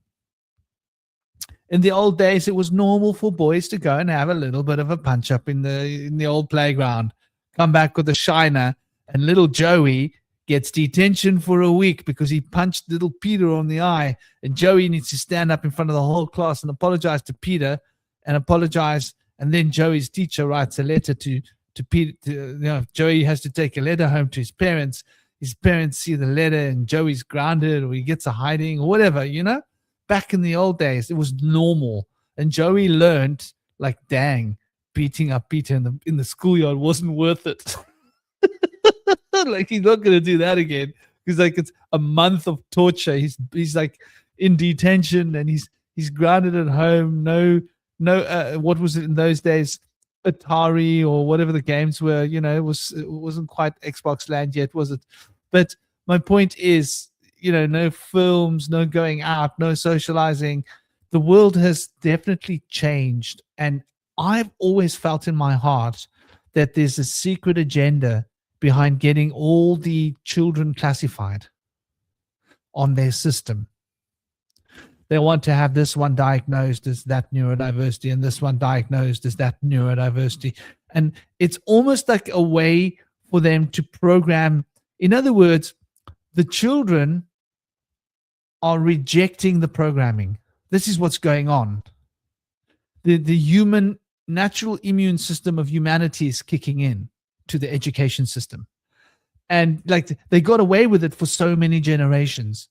But it's just like a cold gets into your body. It gets away with it for a while, but sooner or later, your natural immune system kicks in, and bang goes the cold and the flu, and it gets kicked out of your body, and now you're like back on top of the world. Well, humanity's immune system's trying to kick the education system out of our society, and they're very afraid of this. So this is why I think they need to classify all the children, because in the act of forcing the children and their parents to take a diagnosis, a diagnosis, right? The knowledge of something really dire. Is something wrong with you? Oh, something is wrong with me. Oh my God, there's something wrong with my child. Oh my God, there's something wrong with me. My parents are worried because there's something wrong with me.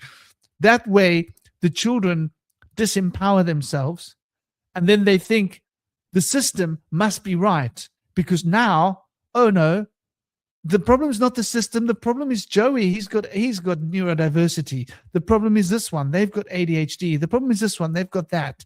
Instead of the system is broken, and we're trying to fit perfectly normal and healthy children into a broken system, and it's like the square peg does not want to go through the round peg does not want to go through the square hole.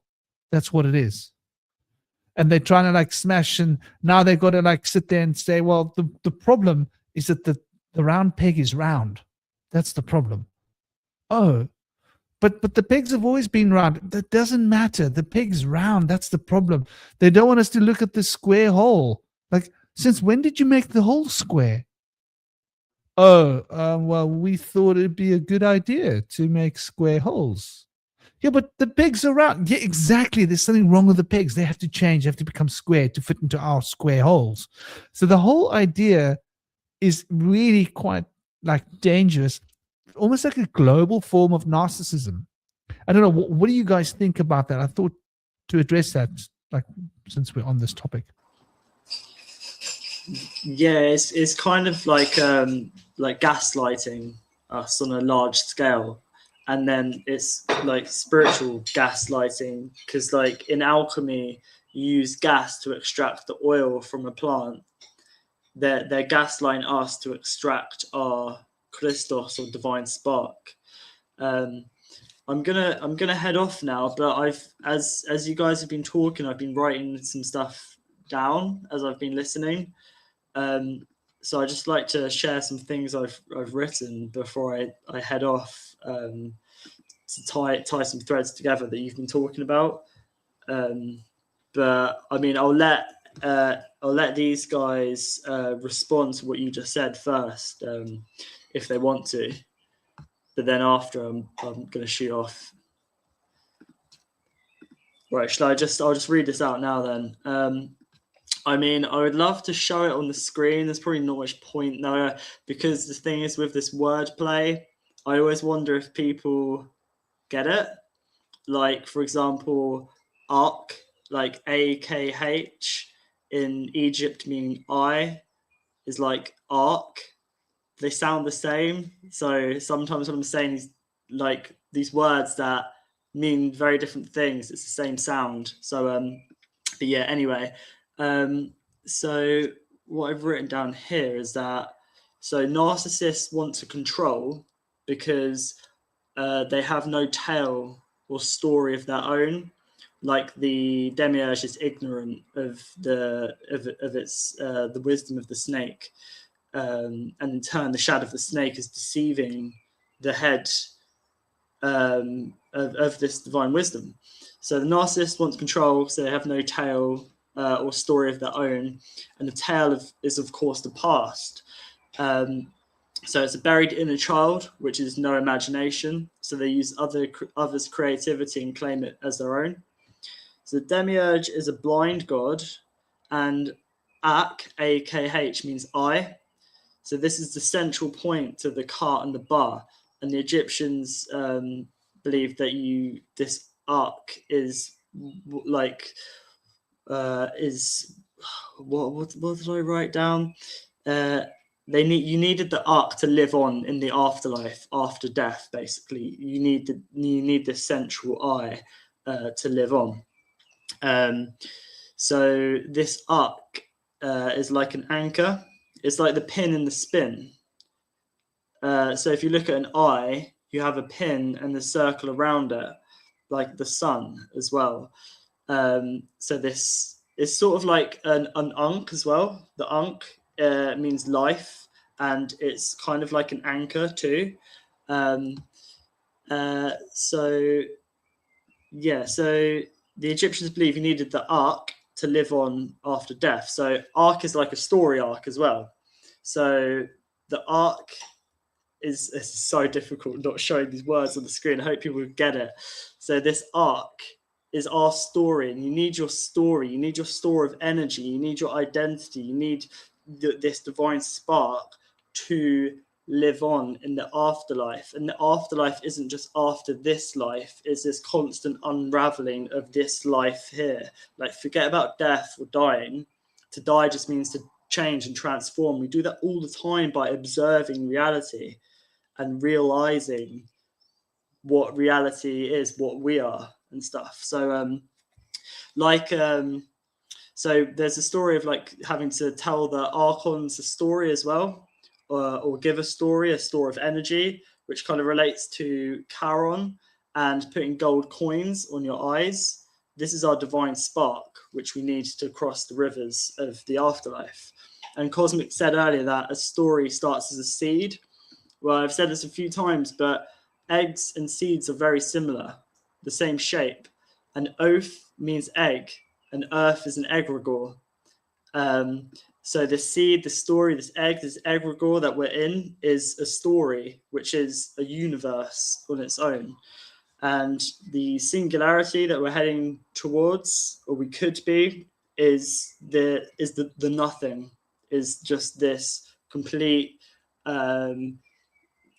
like no, this is just collective soup of this we energy, which is Ahriman, which is just this hive mind that we have no consciousness of our own.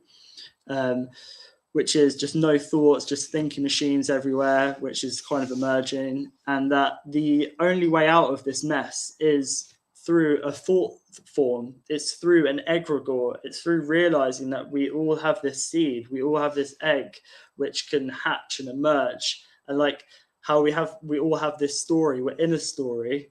The earth is a story. It is a seed. It is an egg. And we need to just expand and hatch. And maybe perhaps that's what the firmament is this kind of incubator that we need to break free from by using our thoughts. So yeah, the thought form that gets us out of this mess is by our thoughts taking form and bringing spirit into matter, not escaping matter, but bringing spirit here, because it's this Ahrimanic entity that wants to force its way into matter, use it via our thoughts. But we're in control of that. We're in control of whether it's the good one or the bad one. Whether you look at it as the light or the dark, whatever, they both have the potential to be good or evil. Whether it's the light being good, or the light being the false light, or the dark being the depths, the deep, or the dark being evil. So yeah, just bringing spirit into matter. And Saturn is still conjunct to Neptune, which happens every 36 years, and it took place in February, and it's still conjunct. And the reason I mentioned that is because Saturn is to do with like time and space and boundaries and building, and Neptune is the dreamer, which embodies imagination, intuition, and limitless possibilities. This energy is happening now, and it happens every 36 years. That's the 3 and the 6 equals 9. The 9 is the I. This bridge of Saturn and Neptune is allowing us to be able to bring thought into matter, like the matter being the structure, the form, and Neptune being the dreaming, the imagination. So right now there's this energy which we can tap into and be channels for. So yeah, I'd just like to finish up on that today. I know my ideas are sometimes very abstract, so I hope it finds people well. And I'll definitely be organizing my notes I've made today, because I've made quite a lot actually. I don't usually write. I'm not a good like fact writer or fiction writer or whatever, but I've been writing loads today as you guys have been talking, and like I've been getting loads of stuff coming to me. So I'll try and organize it a bit for Tuesday or Wednesday, when we'll be digging deeper into the Never-Ending Story, the Fall of Sophia, and possibly a bit more of the Demiurge as well. So yeah, much love to everyone in the chat, and you guys, Indy, Cosmic, Franklin. I'll stick around for another couple of minutes, and then I'll shoot off. Yeah, big love, dear brother. An honor having you as always. I hope you have a good evening. I hope you and your family sleep well, and that Ori's feeling better. I hope he's feeling better already a bit. He was still sick, and about an hour ago he was still sick. So I hope he's okay in the morning after some rest. Have you tried him with some activated charcoal? So I've ordered some. We were giving him a homeopathic remedy, but yeah, I think he just needs rest, because there wasn't anything. So activated charcoal, I think you described it as it completely empties your gut, but there was literally nothing coming up. So his stomach was empty. He just needs rest. I think rest is best. What it does is it sucks the poisons into it, and it sucks the microbes into it. It locks them in. So it cleans out the bacteria and like all of that stuff. But yeah, no, man, I hope he's gonna feel better. I hope he's gonna big love to him. Big bless. Yeah. Thanks, man. And I hope you all sleep well tonight. I hope both you, him, and your partner, I hope you all have a good night's rest, because I know what it's like when you got a little one running around in the middle of the night, waking up like, oh, sore tummy, and everybody's like, nobody's sleeping. Yeah, we've all been there. Yeah. Big love, dear brother. Awesome. Take care, Om guys. Shanti. See you See you soon. later, man. Namaste. Bye. Yeah, you know, I just noticed something. I was looking at the YouTube, and I was noticing that these two different YouTubes, right?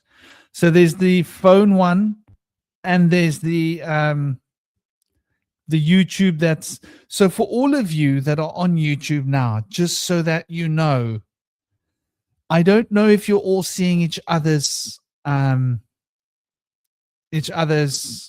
mentions and each other's commentary. For example, Carly, are you alone in the chat? Big love.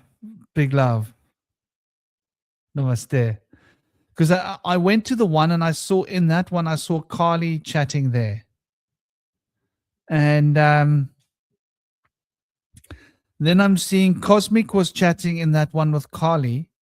Now I'm going to go to the other YouTube one, because there's two different YouTube listings. One is for vertical on a phone, and another one is for horizontal if you're watching on a TV or a laptop. And to be honest with you, the reason that I actually do both of them is because it gives me the option to screen to both. And it seems that when I do the vertical one gets shown to more people. But my girlfriend said to me that she prefers the lateral one even on a phone. And she's like, I don't know why they're putting a different version for the phone, because it actually annoys her because the chat is all small. On the actual horizontal one, she says the chat works better on her Samsung phone. I don't know, maybe different handsets are different, but I don't know. They're all pretty similar these days, the software and all. So there are two different versions of the stream, and the one says it's got 3 watching, and the one says it's got 15 watching, right? So I just thought I'd check in with you guys and see. Okay, so Carly mentioned something. Let's see what she said. Got to scroll. Carly, there's loads of people in the other chat. You're missing out in the chat. Just thought I'd let you know. Because if you go to Bush Whisperer, if you just click on my channel there, right? Like, while you'll see my little face there underneath, you just click on my channel where it says like Bush Whisperer and my little pictures there.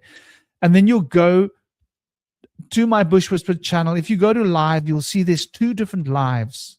The one has got like a funny little picture next to it for the symbol of a phone, and the one doesn't. But the one has got loads of people chatting in the live, and the other one doesn't. And I should have actually mentioned this a few times to you guys. It's really confusing as hell for people. People come in and they think they're the only person in the chat. They don't realize there's a whole world of chat going on here, but the chat is only in the horizontal mode. So if you come in the vertical mode, you don't think that this is working. And this is actually really interesting, because I think it creates a lot of confusion for people. So if you go to the other stream, Carly, you'll be able to see and interact with everybody else's chat, because I noticed that the other people weren't responding to your comments and you weren't responding to theirs. And I thought that was strange. But when I went to check and see now, I saw that actually that's what's going on. And my girlfriend had told me about it last week. She had said to me that this is what's going on. I wonder if I should just do a vertical stream next time. Yeah, well, try it. Try it if you're on a handset. Because it shows me here that you're on a phone, Carly. But my girlfriend says that it works better on her phone for the other one anyway. And I don't know why YouTube does this, but if I don't show it in a vertical mode, they don't seem to show the video to anybody. They don't seem to like bring new people in. So I don't know, YouTube, what to say. Apparently they're going to change their policy and turn it into a single stream. But for some reason, the comments of the one don't show on the comments of the other one, even though it's the same stream. And it's it's a bit frustrating. Maybe I'll actually ask YouTube, like, what on earth is that about? Like, but anyway, I think we've sort of we've reached the 4-hour point, and I thought to ask you guys, what other thoughts are there that you guys want to put on the table, Indy and Cosmic? Yeah, I just want to mention how earlier we were talking about Sophia maybe giving birth to twins, but I want to mention how she was considered to be the spiritual twin of the Christos or Christ. And I think we might have alluded to that earlier, but I just wanted to reiterate it. And she's also considered to be like the spiritual consort or syzygy of Christ in the pleroma and stuff. But also the word diagnostic, to me, like I kind of break that down to like di being two, and then like a being like non, and then gnostic being like divine, the divine light from within. So like two people that don't have the light within, like put their heads together to diagnose. And when they're diagnosing things, they're like moving away from spirit into matter. But what we're trying to do is we're trying to bring spirit into matter instead of vice versa. But we need to, if we've like materialized spirituality or spirit, we need to like spiritualize materiality. That's the sign that we're upon right now, to try to bring the spirit back to materialism and integrate it. You know, I guess I'll have one more final thought about what I'll say. So about kind of relating to my practice. So I've been thinking about the concept of like what is beyond a story, because the thing the Fae have been teaching me, one of the concepts in their system are called these key Zerfaxes. So there's like the 4 key Zerfaxes of mystery. So you have the first one is Biv, Jij, Kle, and Zith. The Zith being the highest one. And the idea is that a story is essentially the first level of the mystery, right? Just like the idea of a story. And I'm thinking about how the Demiurge, in a lot of ways, is trapping people within the framework of a story. Because, like, you know, one of the things I think about, like, the Bible, you know, as a book, is that it's essentially not just a religious text, but it's just like it's a tale of the cosmology of the entire universe, how it was created and how it was destroyed. So essentially, in the same way you were talking earlier, Franklin, about like, you know, the universe and infinity being sort of encapsulated in a grain of sand, in a lot of ways, it's like the entire universe is contained within the Bible. So if you think about it, there's a part in the Bible between, you know, Revelation, which is supposedly, you know, how the way Christians believe that it's something that's supposed to happen, even though scholarly say it happened around the time it's supposed to happen, around the time Jesus died.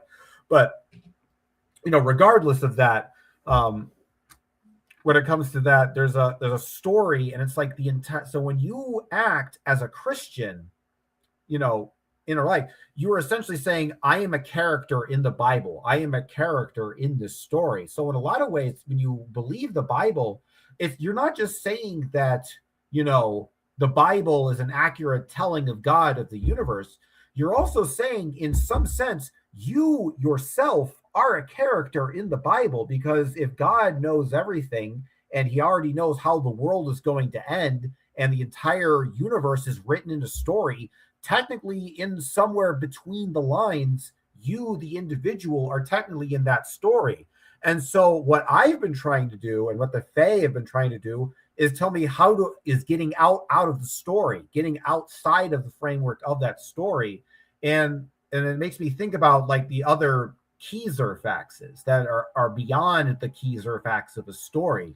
And I think just thinking about stuff like that and thinking about the universe beyond the framework of a story, and perhaps there's some like, because the idea is that the higher level key Zerfaxes are like basically gateways to the outer Zarfaxes, or universes outside of our known time and existence. And I think by looking at the universe in that mysterious way, I think it can help guard you against the kind of the siren song of a lot of these like stories, that a lot of things, because that's what I've been noticing lately in the world, is that it seems like there's just like universes trying to kind of like capture you. It's like there's one person trying to, you know, tell you about how the world is, another person's trying to tell you about how the world is. It's like they're all trying to vie for your attention. It's like they're trying to basically kidnap you into their dimension. And I'm trying to kind of like get outside of all of that and look at the universe not through a narrative lens at all, and through this kind of weird primordial fey kind of lens or whatever. And I was just thinking about the idea of the, trying to think of the universe in a framework other than a story, of something beyond the story, something that we can't comprehend. I think can kind of like get you that kind of that, because I think what I've realized with mystery in my practice is that it gives you a sense of ideological space to step back and question something without any sense of fear or anxiety, because it's like, you know what? Nobody knows what's going on. So it's like, okay, I can question things. But if you feel like, oh my God, if I question this, God's going to punish me or whatever, or, oh my God, I'm an idiot for questioning, like that group mindset I was talking about earlier, can get your way. So, thinking beyond the framework of a story, because that seems to be the Demiurge's main tool. He's a storyteller, and he makes us into characters as a story, in the same way that narcissists will project a story of us to make, and then they try to act in a way to convince us that we are that character that they have already created for us. So that's my final thought on the subject for today.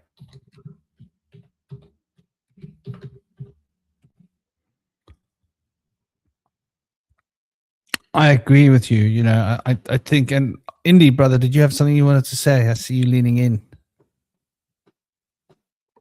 No, I was just looking into my notes. That looks pretty good. I think I was gonna mention how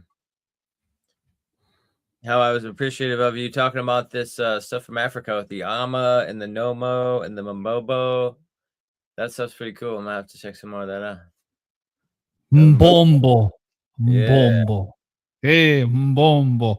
Mbombo. When I said I want to dance and I want to sing, it's such a cool word. It's like one of my favorite words that I've learned now. It's my new favorite word. I need to teach my son that word, mbombo. Like, if there was ever a cool word for God, that's the one. I'm sorry. God is boring. Mbombo. It's like you can feel the resonance of that, can't you? When you say it, like, absolutely. Yeah, fell in love with a new word. Boom, boom. Boom, boom. Boom, boom. No, boom, If Boom Boom is God, then the devil is the old man down the stairs telling them to turn down the music. I think it's mbombo. Mbombo. So it's MBOMBO. Interesting. Mbombo. Close enough. MBOMBO. I think that's how it's spelled. I must go double check that. But yeah, like someone wants the music turned down, and that's quite interesting. Like they really worked hard to get music out of the temples, didn't they? Like the Christians, like very often it seemed like there was this movement towards taking music out of the temples, because like in every traditional tribe that I've been with, near connected to, like spiritual worship and music are so connected, right?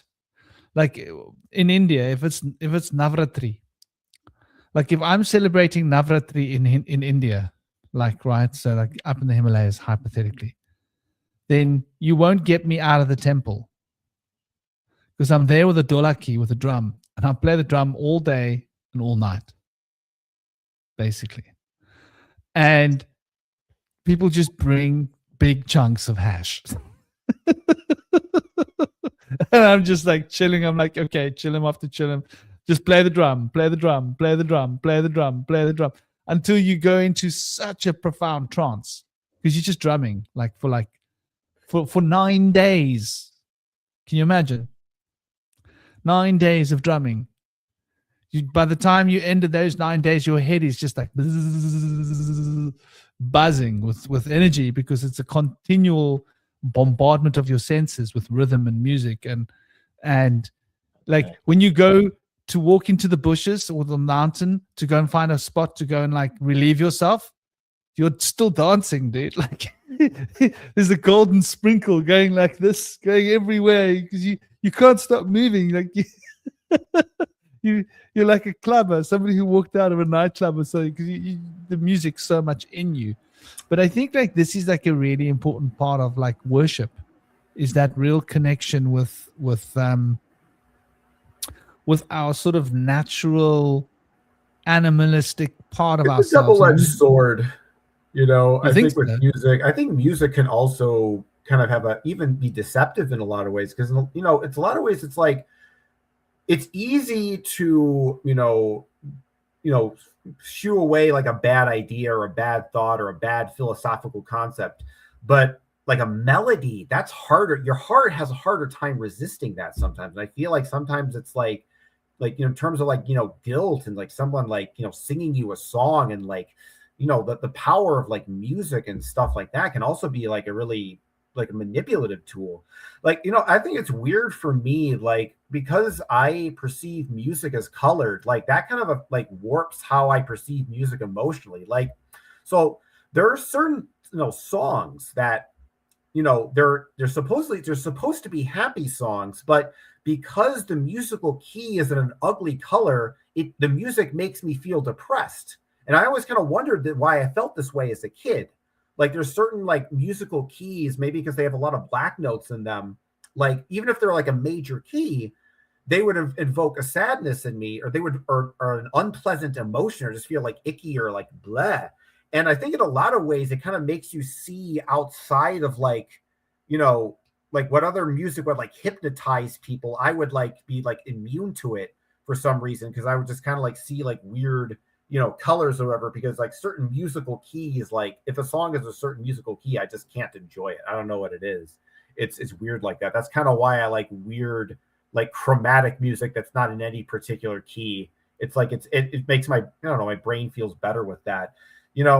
And so I think we have to also think about like music and different vibrations, and like learning to vibe to different stuff, because I think music can also be very manipulative, because it gets to your emotional part. Like it's like emotionally manipulative when you get something that really makes you feel something. Like when I look at like any kind of propaganda, like I don't look at like any of the images or any of like the movies. I look at the sentimental music behind that. Like to me, it's that feeling that music that creates, that's the thing that pulls people into the line of thought. So in a lot of ways, in the same way that music can elevate people and can lift their spirits, it can also be very deceptive at times. And sometimes it can pull your heartstrings and lure you away, like like the Pied Piper, or or the sirens of the sea, luring you to your death. So I think it's also good to kind of like listen to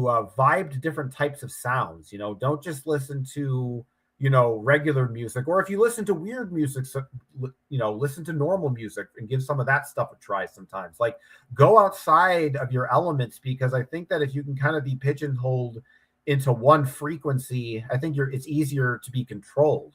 Like a lot of ways someone can just kind of like play a certain frequency and a certain combination of notes, and you're basically you're their will to command. Like I play this certain melody, I make you feel good, and then I can tell you what I want you to believe. And then you got to think about like, and kind of ask yourself like, wait a minute, are my emotions actually accurately gauging reality? So I think that's one of the reasons why I like weird dissonant atonal music, because it's like there's something emotionally neutralizing about it when you listen to music that's not meant to be happy or sad or angry. Because I always hate like when I'm like at a store or I'm at a restaurant and I'm in a good mood and I'm having a good day, and there's like some really depressing song that'll just kill the vibe, and it's just like, oh man, now I feel like shit now. It's like, because it's just that you feel some sappy song about some like sappy like sanctimonious or whatever person getting inside your head. And it's just sometimes it's good to get away from that, like that emotional chaos, that torrent of just like going back and forth between extremely euphoric and extremely depressed, and that bipolar back and forth, and just getting to that nice neutral, like alien weirdness. There's something comforting about that neutralness, where it's like you can kind of like gauge yourself without that emotional kind of like context or whatever, and you can just look outside of it.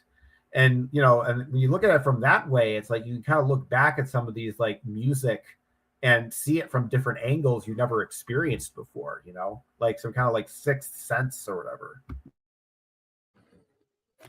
Yeah, man. I get what you're talking about when we're talking about corporate music, right? Bought and paid for corporation music. It's definitely psyops heavy. But what I'm talking about is making music, cosmic. Like this is what I'm specifically talking about in terms of like tribal, spiritual gatherings, right? Everybody, this one's grabbing two sticks, hitting them together. That one's dancing. This one's singing some mantra. This one's playing this drum. Everybody just fits in and does whatever they want to do. It's just, there's no like order or structure or anything to it. It's completely improv. But the thing is that like everybody's trying to be a part of the music. And it's somehow when you have a group of people playing music together, like I'll give you an example, Cosmic. Djembe, I played a lot of drum in a lot of places around the world in my life. And I will stop, take out a djembe and start playing in a random place.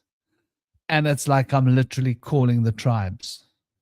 And the people will stop and they'll like be listening and watching and dancing. And next thing, someone else will rock up and they've got a djembe and they're like, oh, I want to play with this guy. And they'll come and play with me. Now we're just playing.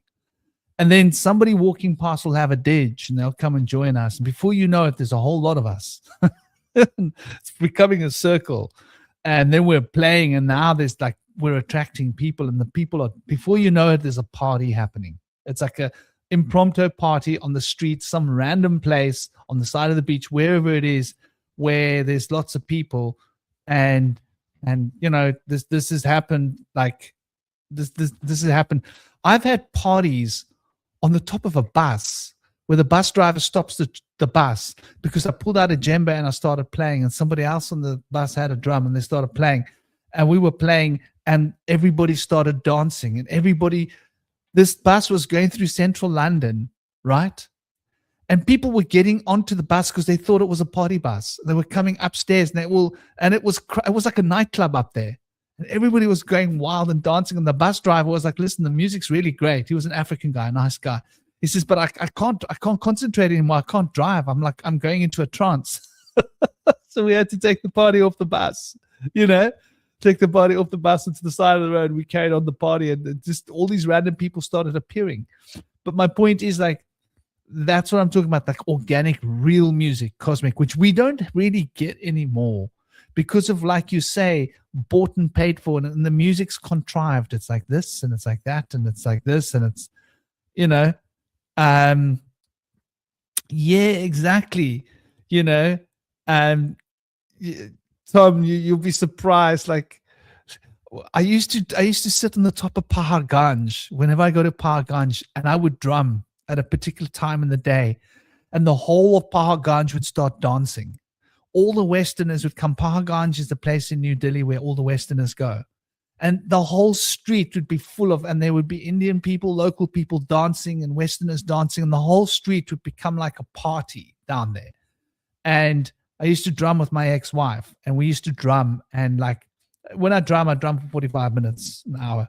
So we'd drum, we'd go into a deep meditation. And then I'd hear like all the shouting and woo, ah, and I'd look down and I'd see like the whole crowd dancing. Like we used to do this all the time. And man, there's something special about making music. But when you all do it together and there's a group of people and this one picks up sticks and that one picks up this and this one's got a flute, that one's got a saxophone and this one's got a didgeridoo, and everybody just starts doing their own thing. There's some kind of an energy that happens where we're all psychically and spiritually connected as one big thing. And a lot of people suddenly start having spiritual experiences that they're not used to having. And then And then they'll come and say, like, I can't even play drum. I don't know what happened. I just picked up a drum. And it's like the spirit of the energy of the group comes into everybody, and it lifts everybody up to a point where you're experiencing a kind of a euphoric state of mind. So there's something special about music. But that organic music was taken away, like you say, and it was orchestrated by John's the one who controls the music, right? John's the music control, and everybody else must just sit down, shut up, and listen. And I get what you're saying about that, Cosmic. You know, that can open up like a can of I mean, worms. I mean, this also extends to like, you know, religious music too. But I think specifically, it is particularly pertinent with pop music. Like that, I think that's why I never liked pop music growing up. It always feels like it's like you just want to have like a good time, but then you hear someone in the radio just complaining about how they broke up with their girlfriend, and like it's like, dude, you're a bummer. I just want to enjoy, like, you know, hanging out with my friends at the pool. I don't want to hear about your tragic, you know, tale. It's like music always felt like that to me. So to me, like, I don't know. That's why I love weird music. Do you ever rock? Do you ever listen to any Captain Beefheart, Franklin? Like I do remember Captain Beefheart. It's been a while. That's like from the 90s. Is it the 90s? He's like from the 60s. He was childhood friends with Frank Zappa. That's how he got. That's how. That's right. That's why I know. It's like I was listening to that stuff in the 90s. About because I think he was talking about his the album that I'm the most interested in. I always love Trout Mask Replica, which is literally just the most batshit insane cacophony, but it's like I love it because it's just like there's something just so about his personality that's just so like alive. Like he's too ridiculous to be fake. That's what it is. It's too over the top. It's so like overly like abrasive, and he's just like yelling and with like discord. But one of the things I took from one of his interviews, his name is Van Vleer, I think, and Captain Beefheart was basically talking about how he went out to make anti-hypnotic music because he was thinking about how a lot of dance music, you know, is in accordance to like the factory assembly line of just going do, do, do, do. And he thought that by, you know, doing all these weird polyrhythms and, you know, making music that's anti-hypnotic, he thinks he's kind of breaking people from the trance, sort of using chaos to break yourself out of the trance and kind of wake yourself up. Because if you think about like waking up, like people talk about like Gnosticism and waking up, you know, you're not woken up by pleasant, you know, flute songs and like nice hypnotic. When something wakes you up, it's usually something loud and abrasive and unpleasant, or, you know, there's like an animal outside, there's like heavy machinery going on. And that's usually what wakes you up from your slumber. So I think in a lot of ways, there is something about like art that's really like chaotic and weird that kind of wakes you up out of the trance that a lot of people seem to be kind of like, you know, slept in, you know. And I think that's why I always thought like Invasion of the Body Snatchers was such a terrifying movie as a kid. Like the idea of like falling asleep and like having like you know, those things take over you, like that like, for some reason that terrified me to my core, which I was always surprised when people always thought like, oh, that movie isn't scary at all. Like, why don't people think that's a scary concept? Like, you know, a thing killing you when you're asleep and like taking a copy of your form, and people saying like, oh, it's just, you know, communist Red Scare propaganda. I'm like, see, like, I feel like there's something weird about that there are people who don't find that concept frightening. Like there's something kind of authoritarian about that.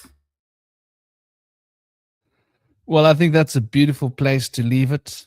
The authoritarian music devices. I noticed we've been going for 4.5 hours. So it's been an absolute honor. I hope you people in the chat got what you came for. Hope you enjoyed the conversation. Thank you for a lovely conversation, and to Toby and to Cosmic and to Indy, and for everybody in the chat sharing your beautiful ideas and your inspiring thoughts. Sending you all so much love, blessings, peace, honor, and respect. Don't forget to smile. Oh, look at Indy there. He's got the cute machine. Indy Sage has got the chick magnet. He brought out the chick magnet. Watch out, ladies. Indy's ready for you. You take that guy on the beach, dude, and you come home with like a trail of like women following you home because they all want to get your little doggy. Anyway, Cutie. Sending you big love. Sending you all. Yeah, Carly, we definitely need to send out prayers for the people in Palestine. You know, just looking at what they've done to that place from the sky hurts my heart. Talk about narcissism. Wow. What's been done to the Palestinian people is really, it's as sad as it gets. Sending you all big love and big blessings. Have an absolutely great evening.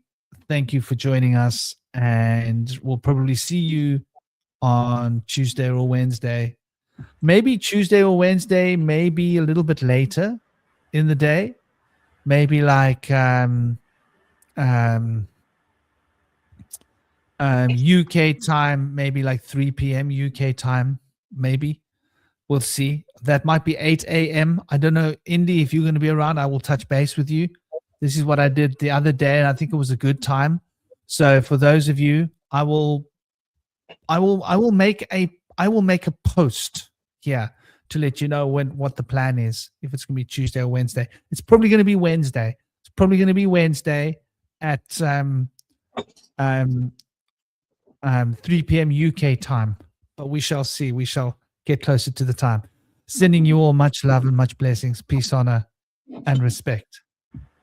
Blessed be. Peace out, everybody. Om Shanti.